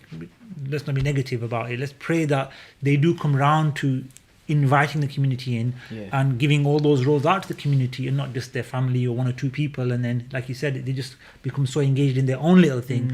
They don't get far. They just have their own madrasa, they have their own namaza, and that's it. I've not seen them without engaging the community go further than that. And I'm a real complete believer in we said, you know, people, it's a wider community that's going to benefit the wider community. You yourself, without opening the door to others, without engaging others and giving them a say, giving them, you know, a role to play, they'll come for the benefit, but you won't ultimately build. You won't solve any problems. You won't grow. You won't solve any problems. You won't solve the major problems. You just, you know, it's a patch. You'll patch up a little bit and put the plaster on. But once you peel it off, there's still an injury and a problem left over. You know, we need to get to the root of the problem, and that takes communal and more sort of hands-on with many people. And many hands make light work. You know, you can try your best, but how far will you get alone? You know, they say if you want to go fast, Umar, go alone. If you want to go far, go together. That's what it's about. We want to go far as possible, so we need it because you get deluded into thinking, I've studied all these years, what do you guys know? You know, it's that kind of, you know, that's just not right, is it? How many years have you managed? How many years have you know, done customer services? How many years have you done finances? You know, there's many skills that are not within the you know, sort of ability of an imam or his kind of CV, as we said earlier, resume, and everyone needs to respect the role of the imam, and the imam, the scholar, the teacher needs to respect the role of everyone else. And if we can find that balance, it's tough sometimes, and we're not trying to, alhamdulillah, I'm not referring to anyone in particular, but if it does happen, then it needs to be a sit down, a discussion, let's move forward. But really everyone needs to be mature and realize that, and that's what works best, you know, when everyone's given their rightful place. Often we underestimate those people as well. You think exactly you underestimate, because a lot of people in normal community, they actually have good understanding of so many different things. You know, that they would probably change your center for the better. If they would, you know, and it's just. And I've noticed that. You have that fear of reaching out. Exactly. And I noticed that those institutes, masajid, etc., that reach out to, although we're talking about the imams, reach out to the community for the skills, a lot or they give, you know, maybe they bring onto the committee or onto, you know, maybe they employ someone that actually starts doing a bit of community engagement, who's not an imam, who's just more of a community officer or you know, just actively setting up things, just project managers for type of person who sets up the class, sets up you know, manages the madrasa, does, you know, activities, weekend, evening. Those places flourish. Those places become active, and the community benefit comes in. I've seen that. Because I work in charity field, and you know, before we ask for money, you build a connection with people, right? Because if they don't know you, they don't understand you, they're not going to support you. So people think, if we're not going to get the community involved, we're going to do our own thing, and we're just going to do whatever we want. But if you actually get them involved financially in long term and things like that, you get a lot more supporters. You know, you because they start trusting you, and because they felt that, you know, bit of whatever they recommended is part of that hub, then they feel like part of it already naturally. So when they think, I've got extra money, you know what, there you go, you know, that kind of thing. It becomes natural. It becomes something what they want to do. But that's they say the proof's in the pudding. Once you give them the results, once you provide the services, you don't have to ask. Sometimes people know, Bismillah, we want to give. That's it. And that's the way forward. You know, let's serve the community. That's the best way of taking donations. Give them what they need. Showing them the work you've done. Exactly. And also knowing when to pass on the pedal, because you just want to hold on to your, like, I've been teaching all these years, I've been the main teacher here, I'm going to do that till I die. The time you start teaching and the time you're teaching now, the world's changed around you. It has, and you know, often Muftis, I will say that you got to understand and you got to accept the fact that some students will surpass you. And I think a lot of people I just think you'll struggle with that and you start getting insecure, thinking, tomorrow this guy's going to raise voice against me, he's going to speak against me. It comes down to knowing that you need to know the time which you live in. Whoever's ignorant of the time he lives in, you know, he's an ignorant person. And that's one of the things we're talking about, imams, scholars, etc. They say a scholar he knows his time. He knows the people, the mentalities, the you know, views, the hot topics, issues, and how to deal with them, and what the methodologies are of engaging. And if you're not aware of that, you're in your books. You might be a great teacher of the subject of whatever it is, but then can you go out and help the community? And like you said, so I think that's we're talking about these imams, scholar. I think that's if you don't define a scholar, of course it's somebody of great knowledge, but really a scholar. And if you look at who we talk about as scholars, right, throughout history, we talk about those people who are they're still influencing us today. Why? Because they knew how many scholars wrote 40 hadith books? Thousands. Why is it we mentioned Imam Nawawi first, right? How many people wrote books on fiqh? Hundreds, thousands of scholars. Why is it we say Imam Quduri, Imam Shurumbulali, Sahib al-Marghinani, Hidayah? Because they had a style, they had a view, and this is just so I'm just something that giving an example. When you look at tasawwuf, spirituality, there's certain works. Waseem Park, for instance, we mentioned earlier, Sayyidina Pir Abdul Qadir, Imam Ghazali's works. That's a brilliant example, because they had an understanding of the time, the people. These things we talked about, education and how to convey a message. So what they left behind has lasted generations. But it wasn't even their own time. They understood the time was to come. Exactly. That's right. They looked far ahead. Ahead of their time. They were. And you see that. You read books and you think this is from 1,000 years ago. Still relevant. And you look at today and you see the community. You know, if you really think about, what the kids in 10 years are going to be. They're going to be totally opposite to us. Probably in a much tougher situation than us. And you got to get ready now. To prepare them for that. What was it? I think what was it? They were going to teach something in primary schools, and everyone started freaking out. What was it? PHSE. Yeah, and everyone's freaking out. RSE. Yeah, and then everyone's freaking out, saying we're going to protest against it. Maybe it was that all about sexual orientation and gender and all that kind of stuff. And I just thought, rather than fighting it, protesting against it, just change how you're going to teach your kids from the beginning. I mean, we have to live in a society where we've got to tolerate, if you like, if that's the right word, or accept, in the sense of we've got to live amongst it. But we can't be aggressive towards it or fight it or become, because that's a problem in itself. You've been deemed a very, problematic individual in society, which we're not. We're not here to cause problems. We're here to be a part of our society. But we have a right to our views. They have a right to their views. Everyone differs. Whether you're Muslim, Christian, Jew, atheist. We all live here, we all have our own perspectives, and we can live amongst each other. And Islam showed that in its history as well. People had all sorts of beliefs and practices, but it never led to clashes or so forth. But it was based, like you're saying, on this education and understanding and learning, and not protesting and anger and aggression. That doesn't really solve much. Because when you're just 10, 15 of you, and you think we need to protest, you think, this is what everybody thinks like. And you fall into that trap of thinking, that's what everyone thinks like. But then what you don't realize is you're making life difficult for every average Muslim out there who's struggling. And you know what? You're probably doing more damage by that little protest. You're going to get the camera time. You're going to get the camera time. Then it gets bigger. Because often... Then you even more so think, if on the news and you have this, then that is definitely what they are or we are or this, that. It damages everyone. It distorts the realities. I think it's important, to understand that whatever you're doing, it affects everyone else. Whatever rules you're going to set, it's going to affect everyone else. And often people struggle to do that because you just think, these imams have agreed, forget everybody else. That's it.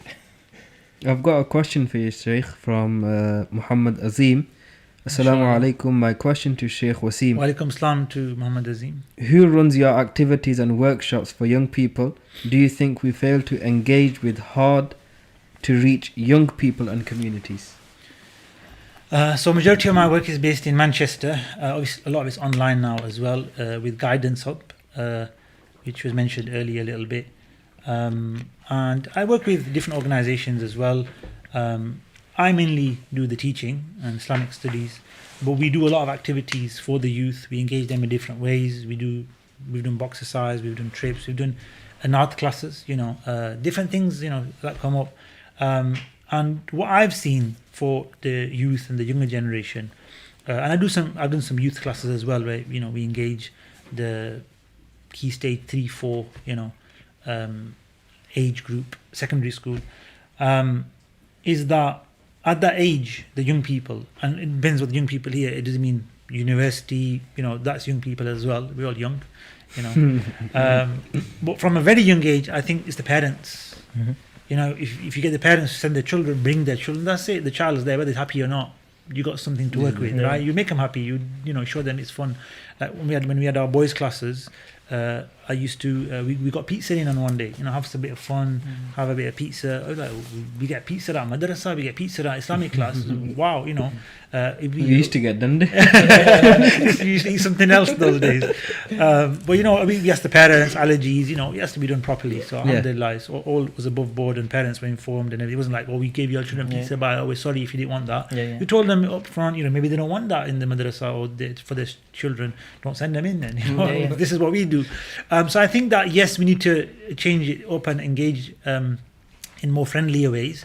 And for the younger generation, it's through the parents and getting the parents to send their children, because some parents are not proactively sending their children to madrasa or learning. They're more concerned about academic studies and what we call secular studies. It's all really important, but we shouldn't really separate the it. thing about parents, what you said, interacting with parents, now we're about to set up Ihya Us Sunnah later. MashaAllah. And basically the plan is that we're going to create a platform where parents will have their own portal.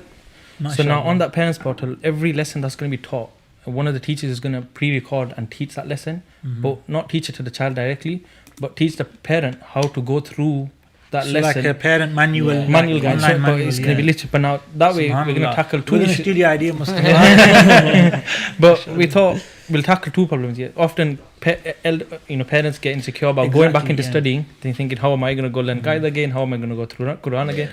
So through that they're going to hit two. They teach themselves and then be able to teach the children. So we run a session here where we don't now because of COVID, but prior to the lockdown or the rules, etc., we had a monthly session for children's story time.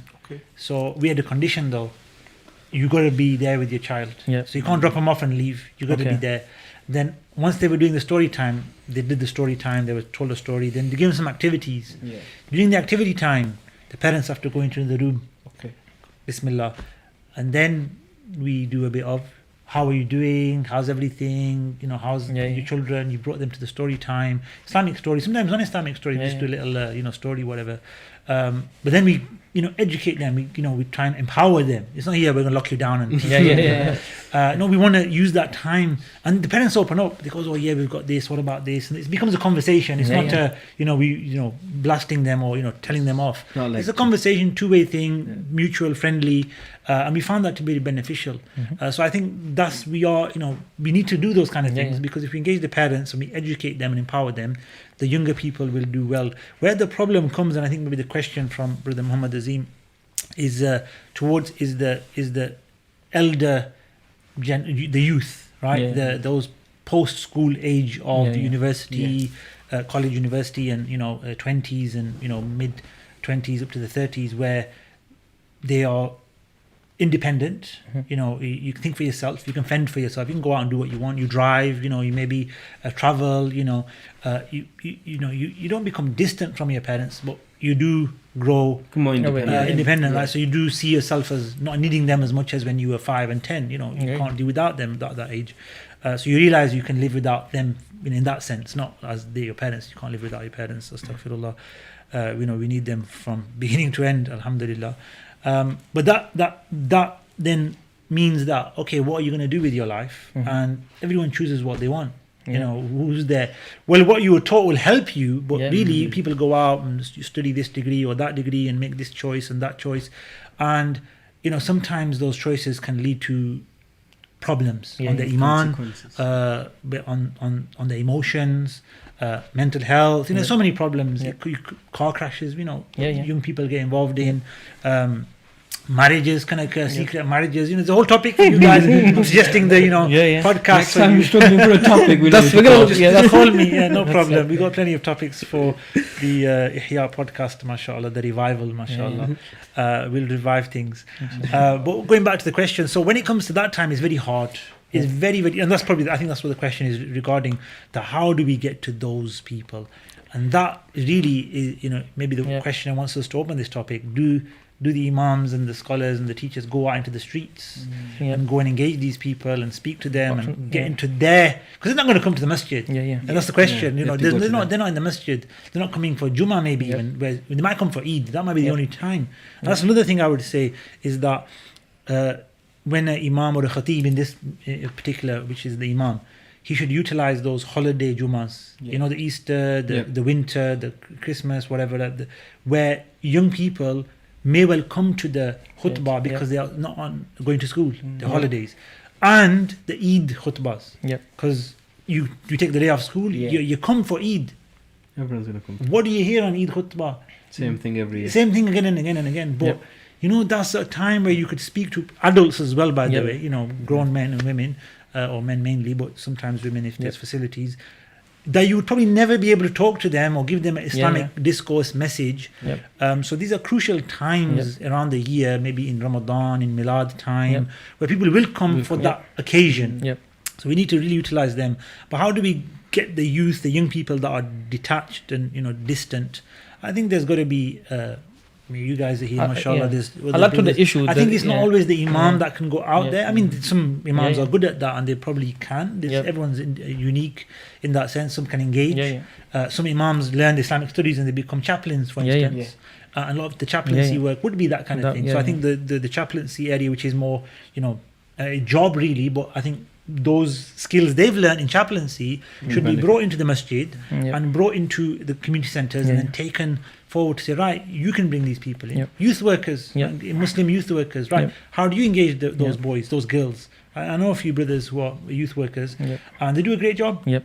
And I know they engage young people, Muslims, young boys and girls, or young men and women, more than any Islamic scholar or the madrasa or the masjid. Not true, that's the blemish or anything, but that's their role in society now. You see youth workers, and I know some of them are practicing Muslims, so they help these young individuals so to Imams become more... and masjids, you should get in touch with them. And I think there needs to be that, as you said, Mustafa mentioned earlier. There's a man for every job, let him do his. Exactly. That's why it's important for Imams in our day and age to be on social media. Because it's not always, the Imam can't always go to door to door, go out into the park and start preaching. No, but he's not Hyde Park. That's why social media is a gateway to, you know, you're sitting at home, the young person, he won't want to come and see the Imam for certain reasons. So knocking on your door. As I mentioned earlier, he's got DMs, he's on, mashallah.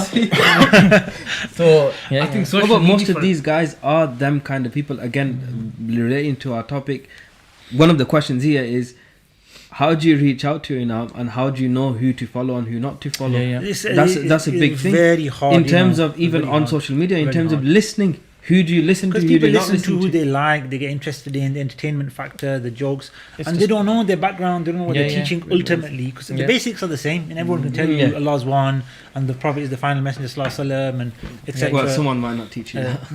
Unfortunately, there's a few of those as well, but hopefully we can clarify that one for the masses. Just add to that, you know, what we were asked. The problem is you go from primary school to secondary school, secondary to college, then you go to university. But once university finishes, then it's work. And then after that, it's just a whole long road of just work. And family, children, marriage, housing. But you lose purpose in everything because you kind of like your time, everything it's all locked into a certain system. But then I think it's important at that point to give people a purpose, even with the deen, but not just generally, come to the deen and, you know, start studying and find your own purpose. No, to give them purpose within the things that they're already doing. And to achieve... to achieve the ultimate goal of Allah subhanahu wa ta'ala through those things, right? Because that's all they're going to have. That's the only way they're going to connect. That's Islam. That's it. That's all it is. To them, if you're a doctor, if you're an accountant, if you're a taxi driver, if you're a cook or a chef, whatever you are, do that job to the best of your ability. Do it with the utmost competence and khidmah for the khalq of Allah subhanahu wa ta'ala, khidmah for the creation, service to the creation, and you will have a massive reward. That's it. And just like a scholar, imam and so forth, they're there to serve the community with the Islamic stuff, with the spiritual stuff, with the actual deen directly. Is not to say that those people aren't serving humanity. What's the hadith? It says the most beloved of you to Allah are the most beneficial to His creation. So that means in many different ways, shapes and forms. The more you benefit mankind, the more you become closer and beloved to Allah subhanahu wa ta'ala. I think it's important because we kind of turned so many aspects of people's lives and made it seem like they're worthless. And then they just feel like, oh, I'm just nobody now. And then, then you don't do shukr, you lose all that. You lose contentment, you lose everything. We need to remember that not everyone's a scholar, not everyone's a doctor, not everyone's a scientist, not everyone. There's a quota required, And that's why they only have a certain amount of spaces in universities for certain professions or jobs or degrees, whatever, right? Because they don't need too many doctors. They don't really need more probably now, but there is a limit to what they need. So there's no point pushing people all in that way, because tomorrow there won't be jobs for them. Tomorrow there won't be any opportunities for them. But then they'll get depressed. They'll be like, oh, there's competition. So they always need people to take a balance in society. And the thing for us as Muslims, and this is a really important point, I know we're going to slightly off a bit of topic, and we did say we're going to talk about it, was the numbers, right? People want to go for the job that pays the most. Be a doctor, dentist, whatever, I don't know, right? Or be a teacher, you only get 20, 25, 30k. Be a doctor, you get 50, 60, 100 if you become a consultant or whatever, right? So that's a wrong way of looking at things. Whatever job you choose, you may benefit people more in teaching than somebody who's an imam. The doctor might benefit somebody more than somebody who's an accountant. An accountant could benefit people because of the skills and the qualities you have, the intentions, the what you did it for, and the competency you had, and what you brought to the table. And that's what matters, not the numbers you get at the end. Because everyone's gonna eat, drink, sleep, have shelter, and that we do want that, and that's the basics of life that everyone Islam establishes and requires for us to have, from the daruriyat, from our maqasid al-sharia. That's are the objectives. And beyond that, what is it? Is your relationship with Allah, that you need to develop that through your profession. Through your profession. You don't have to become a scholar to become pious or become some of the greats of awliya were not scholars.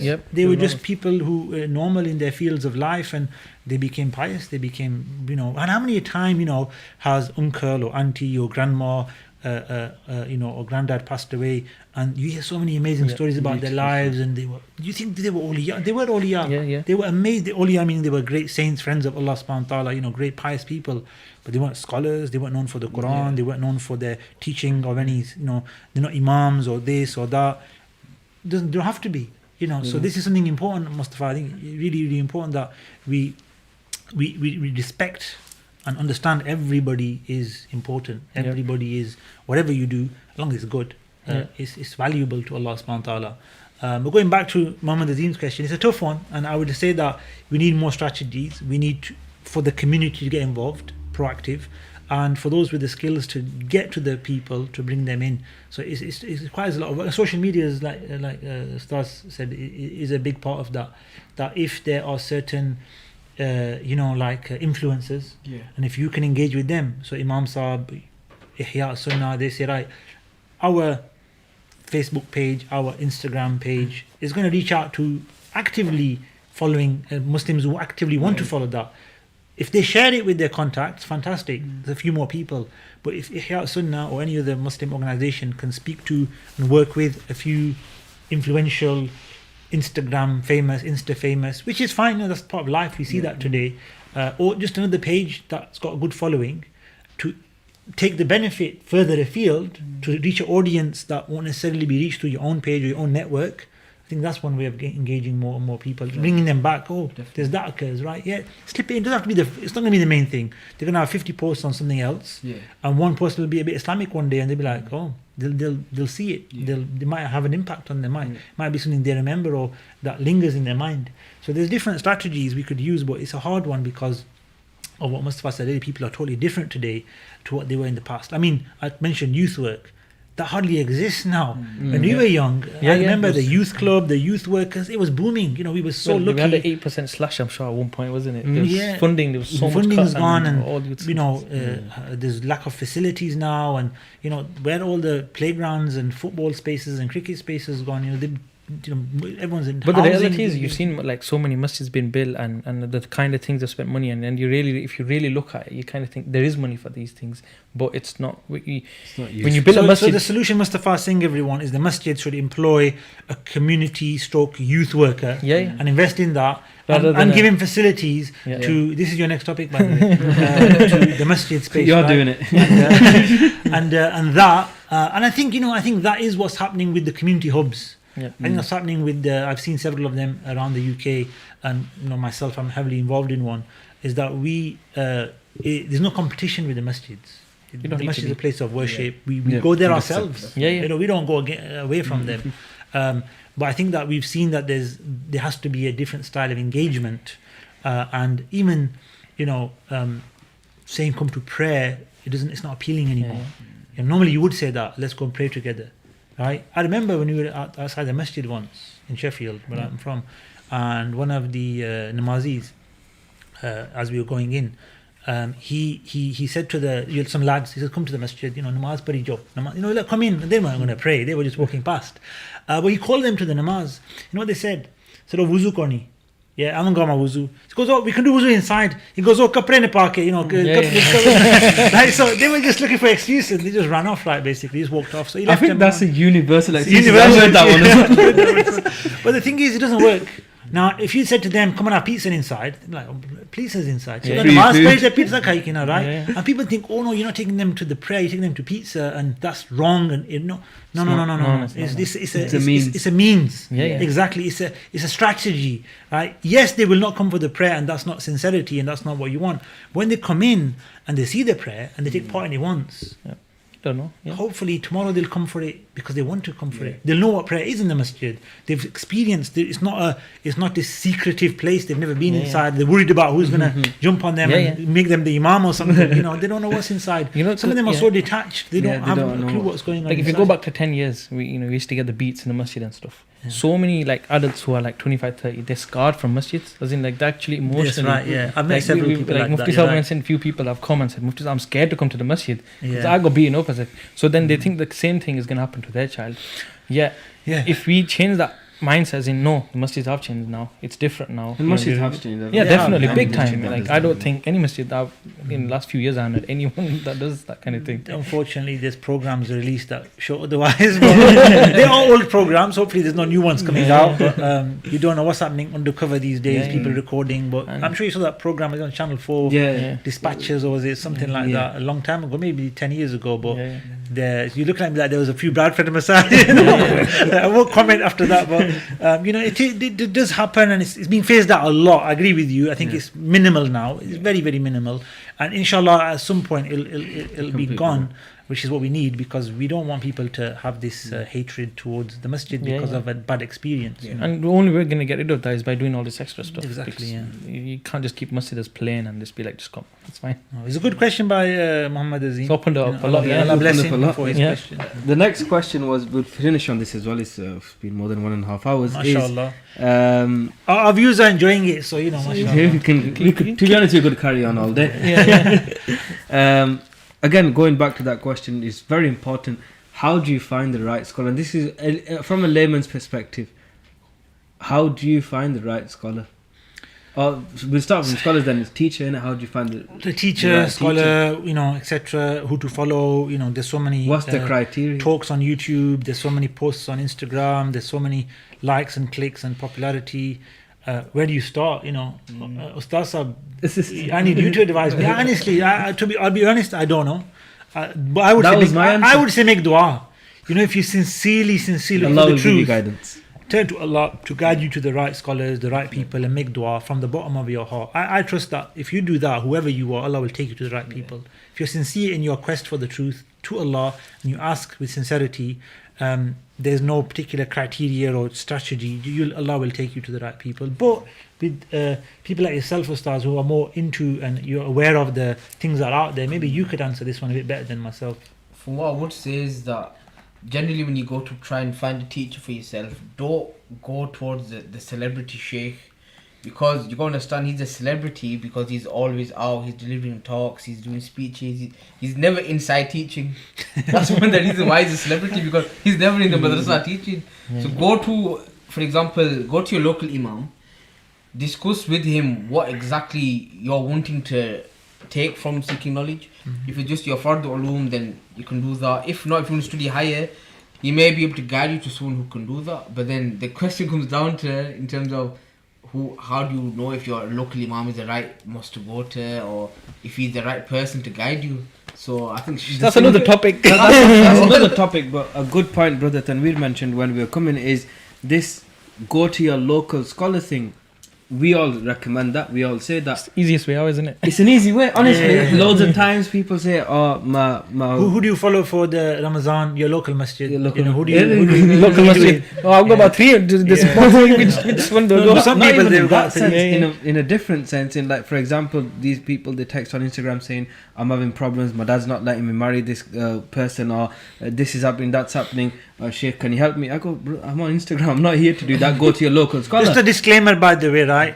I don't manage my Instagram pages all the time, or whatever it is, Facebook. And so if you message, other people will see it, and I probably won't respond because I probably won't see it all the time or have time to respond.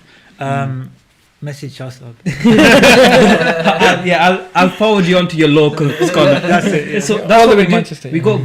go to your local scholar. But then most of the time he goes, most of the time that local scholar is just Hafiz Sahib leading namaz out. Yeah, how's he gonna help? That goes back full circle, isn't it? Like, It depends what you want. Literally, it's just like No, but if you're looking for counselling, look, if it depends on there's a sort of talaq counselling you issue. want. Go to Yeah. your local scholar. Go to Mufti then. Go, go to your local. Go to your local like Sharia council. Depends what exactly you're going for. If you're going through mental problems, maybe not. Don't go to your local scholar. Go see a therapist. Go see a psychologist. Diagnose yourself first, and then. So it depends what your purpose is behind going to that person, to that individual. I think in anything in life, finding the right person or most reliable person or trustworthy person is difficult. Even which doctor to go to, right? Who's the best treatment? They're not all the same. It could be critical illness that doctor could identify or help more than others. So it's always going to be a struggle, and it's always going to be a big sort of a challenge. But there's always little signs, criteria. You look at somebody's akhlaq. I remember a story of Imam Malik and his student Layth. Ibn Laythis, Yahya ibn Yahya Laythi, that's it. He came to Medina to study with Imam Malik, and he spent 3 years there. And they said to him, after 1 year he'd finished his studies, the Muwatta. Everyone went to the Muwatta and go and teach their people and go. And he was from Al-Andalus, he was from Islamic Spain. Go back and you'd be famous. And there were many students of Imam Malik that were famous in their towns and cities. That had gone and done that. So they were like, you can go back now, you're one of his top students. But you stayed 3 years. Why did you stay 3 years for? And he said, it took me 1 year to learn the knowledge of Imam Malik, his book, in Muwatta and what he has to teach. But it took me 2 years to learn the adab, the etiquettes, and the way of Imam, the methodology of Imam Malik, right? So we talked about earlier the scholars and teaching. They had this. It was more natural in the past, right? I think generally everything was more natural. It's become more formalized now, and certain things have been broken down more and more. But that's what we need to look at. Look at the behavior of someone. Look at their manners, their akhlaq. Look at the way they react to the name of certain scholars or the Prophet ﷺ. If you're in Syria, everyone his name of the Prophet Allahumma salli ala Sayyidina Muhammad. They change. What was Sayyidina Abdullah bin Mas'ud? He didn't even want to narrate hadith of the Prophet ﷺ. When he would narrate, he once by mistake said the Prophet ﷺ said, and he realized he'd been mentioned the name of the Prophet ﷺ, he went pale. And he said, he couldn't bear to mention the Prophet ﷺ name and then quote him without worrying about what he's saying. Being so particular to convey the word of the Messenger of Allah ﷺ. So there's signs in reverence of mentioning the name of the Prophet ﷺ in terms of the scholars and so forth. There's certain always etiquettes, morals that you see in some scholars. It just shines. I think that's one thing. In any field, really, you see that. It's more like a treasure hunt then. It's your own quest. You got to find out. It is, for yourself. it's your own quest. I think, like I said, dua. I'll go back to my suggestion. Dua, sincere dua. There's a few things and means, and you got to take. That's not the only thing, but it is a bit of a struggle. Yeah. Well, if you've got questions, then we've got Q&As every Friday with Mufti Sahib. Yeah, so Mufti and Sahib, we also have I've a been Aqeedah watching section them. as well. So. I've been watching them. I tune in sometimes. Ustaz Sahib hosts most of them, and they're pretty good. What's the other lad who asked Mufti Sahib? Umair, mashallah. Yeah, he reads out the questions. Umair does the fiqh Q&A. I do the Aqeedah Q&A. I tune into some of those hot topics. Mashallah, I enjoyed them. Definitely follow Ihya Us Sunnah online, the YouTube channel, the Instagram, and lots of benefits, inshallah ta'ala. But I think Shah Sahib is giving us the signals. No, there's I've been told I'm not allowed to finish. Okay, mashallah. The next topic is what I said we'd move on to is wages. We didn't discuss that. Yeah, it's a bit controversial. It might cause a bit of. Well, it's fine. It won't. Anyway. Do you think we'll all be on the same wavelength? We'll be safe with the way we'll be safe the way we word it. So okay, let's start with an imam, who leads the 5 namaz, and that's his responsibility, and he teaches madrasa. Okay. So like the naib imam. Yeah, so it is. And we have to be realistic. We can't say, give him a doctor's wage. Yeah, That's not going to happen. But we have to also be this- realistic in terms of actually.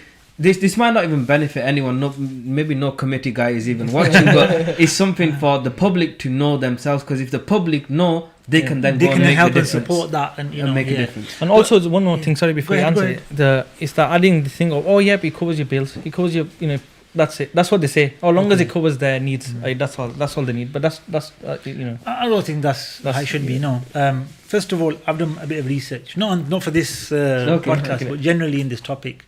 And let me ask you, what do you think a rabbi does or a priest does? I've done a bit of research on that. You've done a bit of research on that, so I was shocked. Sure, exactly. It was an article. I read an article on it, and I was like, I wish I was on that one. Exactly. So they do their basic, their rituals, their rites. They have less ceremonies than us. The less ceremonies. They have 5 daily prayers, Yeah, right? yeah. They have a weekly, service or whatever they call it, right? And funerals and stuff like that. They have the normal imam thing, but less. Less. Yeah. Okay. From what I read, and Shah Sahib done research as well, head rabbis, so the lead rabbi who does the speech and all this, they're on like the khatib. They were on like, I couldn't believe it, 100k. Wow. £100,000. And I'm like, astaghfirullah, this is not good to think. Look at these numbers, because they give you wrong ideas. But from a different perspective, you can see that the people of that faith value that role. Yeah. That they're willing to give that figure. The rabbis were the highest paid. Priests were still higher paid. They were in the 70s, 60s, 70s, 80Ks. Yeah. The head priest of the parish or whatever, right? And even the basic, new imam or whatever, priest or whatever, they were still on decent 30, 40k wages, right? Yeah. So those, without sounding too critical of those religions or trying to compare them to Islam, but I would, I'm going to, so I will say, I don't think they're as active religiously as much as Muslim imams or masajid and the community are. Or have to be, yeah. I think some Jewish communities are, to be honest, they're quite active. They're definitely active. The Jews still have a lot of, their faith is very, practiced, and like Muslims. I think they're very similar to us in that sense. But with the Christians, definitely, I think generally is becoming very limited or especially quiet. in the UK anyway. Yeah, especially in the UK from what we see. So I'm just basically on my experiences, not trying to judge the whole religion. So I'm thinking, where do they get the money from? Right? I'm thinking, who funds this? There must be something going on, right? Or is it the community that are happy to give, and these are the normal numbers and whatnot? I'm just like, I couldn't figure it out, right? I couldn't really understand. But do you think that's a UK problem? Is you in India problem? Because worldwide problem. Is it a worldwide? Because I've seen Arab mosques, Yeah. and the imams are paid well. Okay. Canadians, some of people are following. So let's do that. I think that if you go to a place like America, and I know 1 or 2 imams from America, they paid really well. Yeah. They've got good masajid, the masajid are looked after, and as the imam, as the khatib. So when we say imam and khatib, what we're trying to say to everyone is there's an imam that has a lot of responsibility, the nikah, the funerals, the khutbah, and it has to be there. He has an office there probably, and he's has to meet people. He may overlook the whole process of the masajid, the masjid itself. And then you have your everyday namaz imam, and you have he's a madrasa teacher. He might do the hifz program. He might have a few duties. So that he has a lesser burden on his shoulders. And that's like in any organization or setup, that you have certain people with more hierarchy of more responsibilities and more duties, and overall have a larger demand on them, right? So when we talk about the grand imam, I don't know, the imam of the masjid as in the khatib and the main imam, then I think they need to be paid well. I think they need to be paid an imam's wage. They need to be paid, I don't want to, you couldn't compare it, and we couldn't say, look, they do this, so we should do that. I think we should genuinely look at them as highly valuable assets to the society. Of course, there's going to be an accountability towards that wage, whatever it is, right? And that's where it gets a bit touchy, and who takes the imam to account, and then the committees usually are the ones that upset the imam, and the imam upsets them, and they can't work together, so a new imam comes, and it's realities, unfortunately, that we have to face every now and then. But I think there needs to be some kind of system where you pay the imam well. I'm not going to mention a number. I think it's a bit of a conflict of interest. That's different. I'm saying it, people might think, what are you on then? Right? I was just going to ask you to mention a number. No, numbers I'm are not mentioning numbers. I don't want to compare it to any other profession. I think it's a unique profession. Yeah. But the thing is, and this is the difference, every profession has got a body behind it. Teachers, the teachers party, the medicine societies, whatever they call, like unions, right? Where's the ulama unions? Who's regulating British them? Council of Imams. There's so many of them. Which one? Exactly.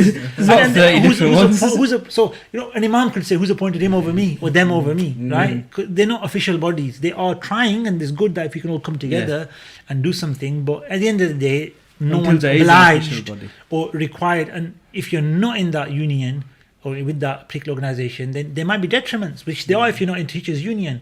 If you're in the union, they'll legally support you. Something happens, right? Yep.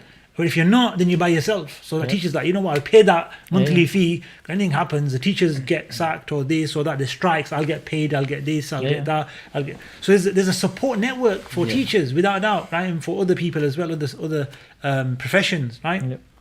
There's no support network for the teacher. So it's not just accountability, it's a whole sort of process of classifying that role as part of, and it can't be done. The government aren't going to do it for you. There's no NGO that's going to do it for you. Anything. There's no group out there. It's got to be done internally, in Muslims amongst themselves, and that's where the problem arises. Where, like Shah Sahib said, there's so many of these bodies that do want to do something. There's some independent bodies that just want to dominate other teachers. That you listen to me, and I'm in control of you. And, who made you in charge? But end of the day, there's all people that want to be influential as senior imams or scholars in the UK, etc., whatever. But there's no system, and I think that is part of the problem or part of the issue when it comes to imams, what they're paid, their wages, and accountability to that. Because committees may well give their imams, some masajid around the UK, they all differ. I've heard in the south it's paid better, by the way. That's what I've heard. They might give that extra, they might give 30, 35k, 40k to an imam, which is probably unheard of in the north, maybe, right? But then that's the question, though. Why what I've heard in the south is the imams are not really respected as much.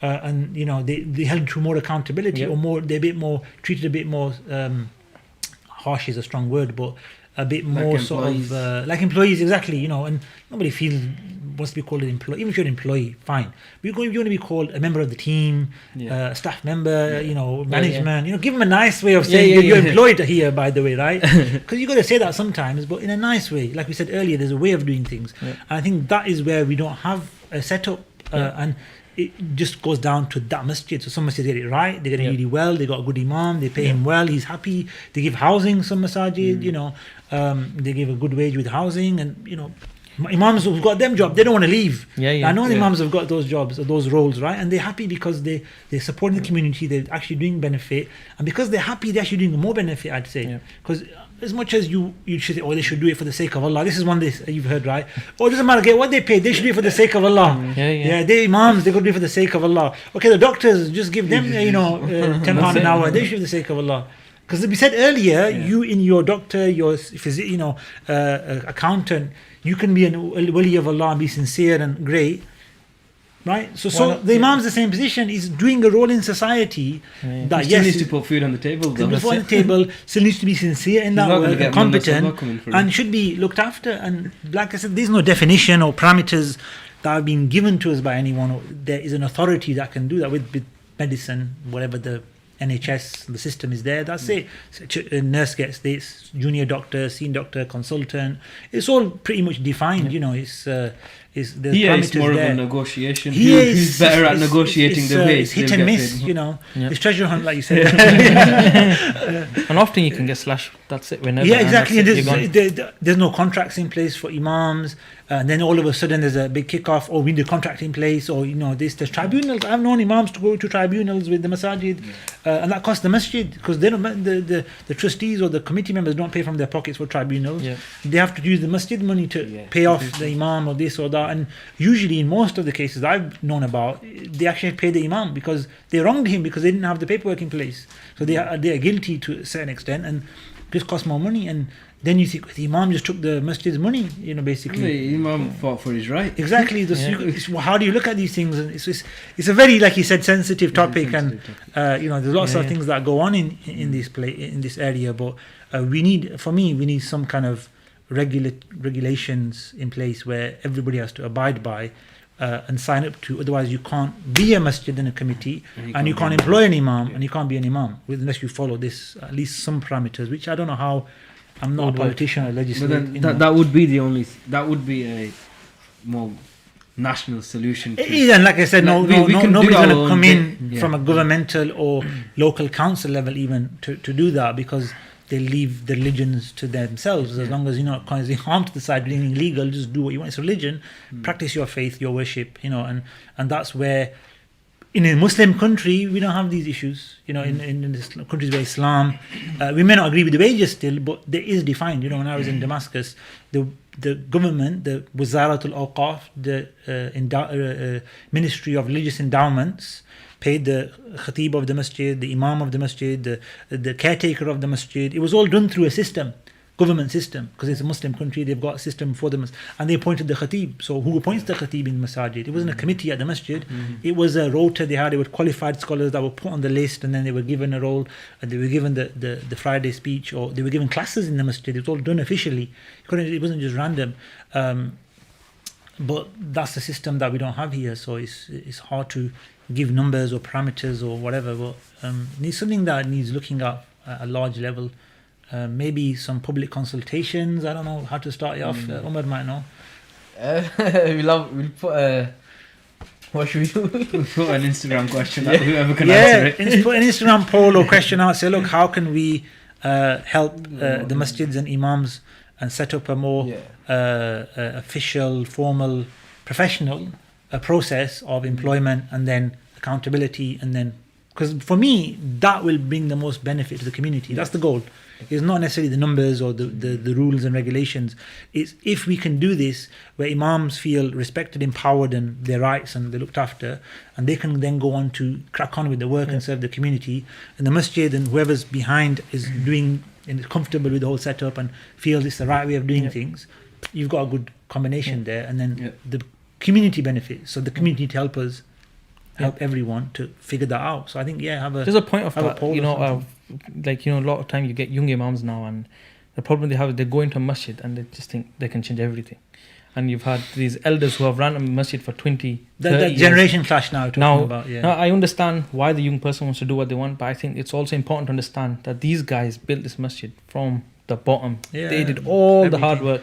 They used to pray in houses, in community centres, used to clean them, and they only had it for a few hours on Eid. They struggled to provide this blessing for. And then for you to just walk up to them and be like, "Okay, we want to change totally," you can't expect that. And I think this is your next. This is your next podcast. This is honestly, it's a big problem where now upcoming imams and scholars, they think that आपने क्या किया है 40 साल हो गए पढ़ाना भी नहीं आता. They just very disrespectful. Very disrespectful. You won't achieve anything like that. What I say to people like that is, I say, you got to understand, your role is now to change that. Theirs was literally just building the masjid. Your role is to change that with wisdom, with respect, time, and so forth. Not to challenge the people or put them down. What they've done is amazing, and it should be fully respected and honoured. You tell, and then you want them to run a class. Yes, I tell you, go build a mosque now. Collect hundreds of thousands of pounds. Trust me, to build a mosque. They did that. It's tough. It is very, very tough to get the community support to raise funds and to build a masjid. It's not easy. And the fact that in Bradford they've not built one. Peter Saab has built 27. It's an achievement. And 27 masjids. They don't come overnight. Allah bless 18 in Bradford. 18 around the UK. All of UK is slightly more than still 18. Building one is Shaykh would know how much effort this one centre cost him. And how even till now they still just on Jummah on Friday, Vic Street Masjid, they bought the church next door. MashaAllah. The Mufti did azan there. I saw the Instagram. So follow Mufti Wajid as well on his new Instagram page, is it? MashaAllah. They did azan in the new building, MashaAllah. Sorry. So we've got a good comment here in the section which says, I think some of these issues lie within the management of the organizations. We have a list of requirements for the Imam CV, but do we have the same sort of criteria for the trustees of the committee? Funnily enough, our team, one of the brothers here, he went on a trustee training course today, 3 hours. where it was organized by a professional chartered accountant who's been involved in charity work and charities commission and knows the rules, regulations. And he basically went through safeguarding, health and safety, governance and documents and policies, and what a charity, what a organization that deals with the public should be doing. And it was an eye-opener for our team members, and also the fact that question, who amongst the masajid committees and so forth today has been on these training courses and knows what their role is, what are they supposed to do, what they're actually responsible for, legally obliged to do. Do they have monthly meetings? Do they have are they required to have an AGM or not? Where are the minutes to their meetings? What's their decision making process? Do the trustees even know their own decision making process of their organization? Generally, these were discussions that were clearly mentioned and said that if you don't know these things, you are not a qualified trustee. You need to step down or learn them and be a proper trustee. This happened today from 11 to 2 p.m. because I know about it. And how many people were on that? It gives a signal. 9 people who run that from this, right? And it was publicized. I got a message for it and I shared it with a few people. I said I recommended a few to go on it, but 9 people want to learn how to be trustees. So a very good comment, I think. Really we need to understand what management trusteeship is before we really take it on. Forget the actual knowing the Islamic side of things, that even knowing basic things about Islam. At least learn how to be a trustee first, then you can add on to that. For our masjids, the only requirement they have is that you have to be 60 plus. The person who built the mosque, if you're part of his family or you're part of his caste, then you're qualified enough to lead the mosque. This is not a joke, it's serious. Nepotism. I know in a particular masjid, I don't want to mention even the city because it's not good. In a particular masjid, brother told me his family were local to the masjid, etc., and his family were involved. One of the uncles passed away, may Allah bless his soul. I was a trustee, he was a member. They went to his son. They goes, your seats become vacant to become a trustee. He goes, what? He goes, I don't even come to the mosque. I don't even come to the mosque. No. But so that's why I don't mention who it is or where it is. But that's the reality. That a person who doesn't even come to the masjid is asked to become a trustee of the masjid because he's the son of a trustee that's passed away. I think that's illegal, by the way. I don't know. But that's what's happening. I don't know. Nepotism exactly. So that's counterproductive. That's really what people might think is the right thing to do, and to respect that person who's gone, but it's not. He would have wanted, and we should want the best for the community. Who's qualified? I'm going to give credit to the guy who actually said no, and he knew that if I don't come to the mosque, how can I be a trustee? He said but no, the sad reality is most of the mosque trustees don't actually come to the mosque. So how can they run the masjid? And as you mentioned, that the good point, that if the management don't know how to run the masjid, then you can't really blame the imam. This is your next topic, right? Yes, so we won't kill you off your next podcast, but but again, that the management will 100% impact the role of the imam. They will, yeah. They might limit him. I think going back to the comment, there needs to be a coming together, a mutual respect, and learning from both sides. I think we don't want to make it too much into a employee-employee relationship, like it has to be so and so, but there does need to be some parameters. There does need to, because it does come under employment in the UK, so it does need to have that. Of course, from an Islamic side, you should respect everyone. The trustees are there for a reason, the Imams there for a reason. It's for the benefit of the community, and that should be the goal. What we should always be trying to achieve is what's best for this community in this situation, and that's going to differ from masjid to masjid, but it should be the main goal. So it's about finding a purpose, as in this is the end goal. No matter how we're going to get there, we're going to get there. And that's the thing. Sometimes you might have them conflicts with the committee and vice versa. The committee will have, but at the end of the day, you have to put all that aside and remember that we're not here for this. Personal, it's not personal. It's not a personal thing. Sometimes the imam may not like something. It doesn't mean you just get up and you put your resignation. Right, I'm gone. I'm done. Because the actual masjid the public, they might have been benefiting from you, and you were then doing your role. But just because you had a bit of a beef or a bit of a problem with the committee member, you leave. Yeah. So because of one problem, you caused a loss to so many individuals. So I think it's a lot more. It's a big topic. We can talk about more. You guys have got first-hand experiences with the, mashallah, what I can see. So it's if you bring a fourth person on who's got more experience, then it could be a very good podcast. Inshallah, we will do that. I believe that's the end. We won't Yeah. take. How long has It's it been been? 2 hours exactly now. Mashallah, Exactly 2 hours. alhamdulillah. I'm feeling hungry, so I'm gonna get some food. Where are we eating? So, I don't know. 1 hour to decide. Inshallah. So Jazakallah for joining us. Allah bless you all. Sheikh, final comments from you before I say thank you for joining first of all, us. thank you to our viewers. I think the whole idea of this podcast and this series is to benefit yourselves. Send in your suggestions, send in your ideas.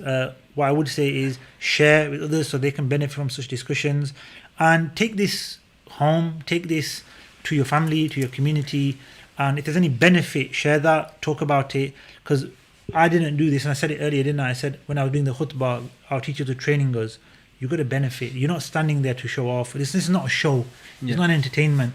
We're using modern technology, like we said, to reach you, and the style of it and whatnot, and etc. Podcast, people, discussion, back and forth. But the goal is for you to improve, for you to help others if you can. So really, I would really say, if you've tuned in today, thank you. Thank you very, very much, because you sacrificed your time to listen to us, and personally I'm a nobody, so thank you for listening to a nobody. And mashallah, we have great people amongst us here. But take the benefit, because tomorrow they're going to be here, so they're the great people, mashallah. Thank you for inviting me, and thank you to Shah Saab, Mustafa, Ustaz Umar, and may Allah bless Ihya Us Sunnah under the guidance of Mufti Wajid Iqbal, and allow him to benefit the community and beyond. Thank you. Jazakumullah khairan. Assalamu alaikum to everyone. Jazakallah for tuning in. Inshallah, we will catch you next week with a episode with Mufti Wajid Sahab on 2 topics. We're still struggling to choose. I'll put a poll up. Either our next week's topic is either Sufism or domestic violence. I know they're 2 completely opposite topics, but that's the 2 suggestions I have. So I'll put a poll out on what to do. But Jazakallah. Allah subhanahu wa ta'ala bless you all. Assalamu alaikum wa rahmatullahi ta'ala wa barakatuh.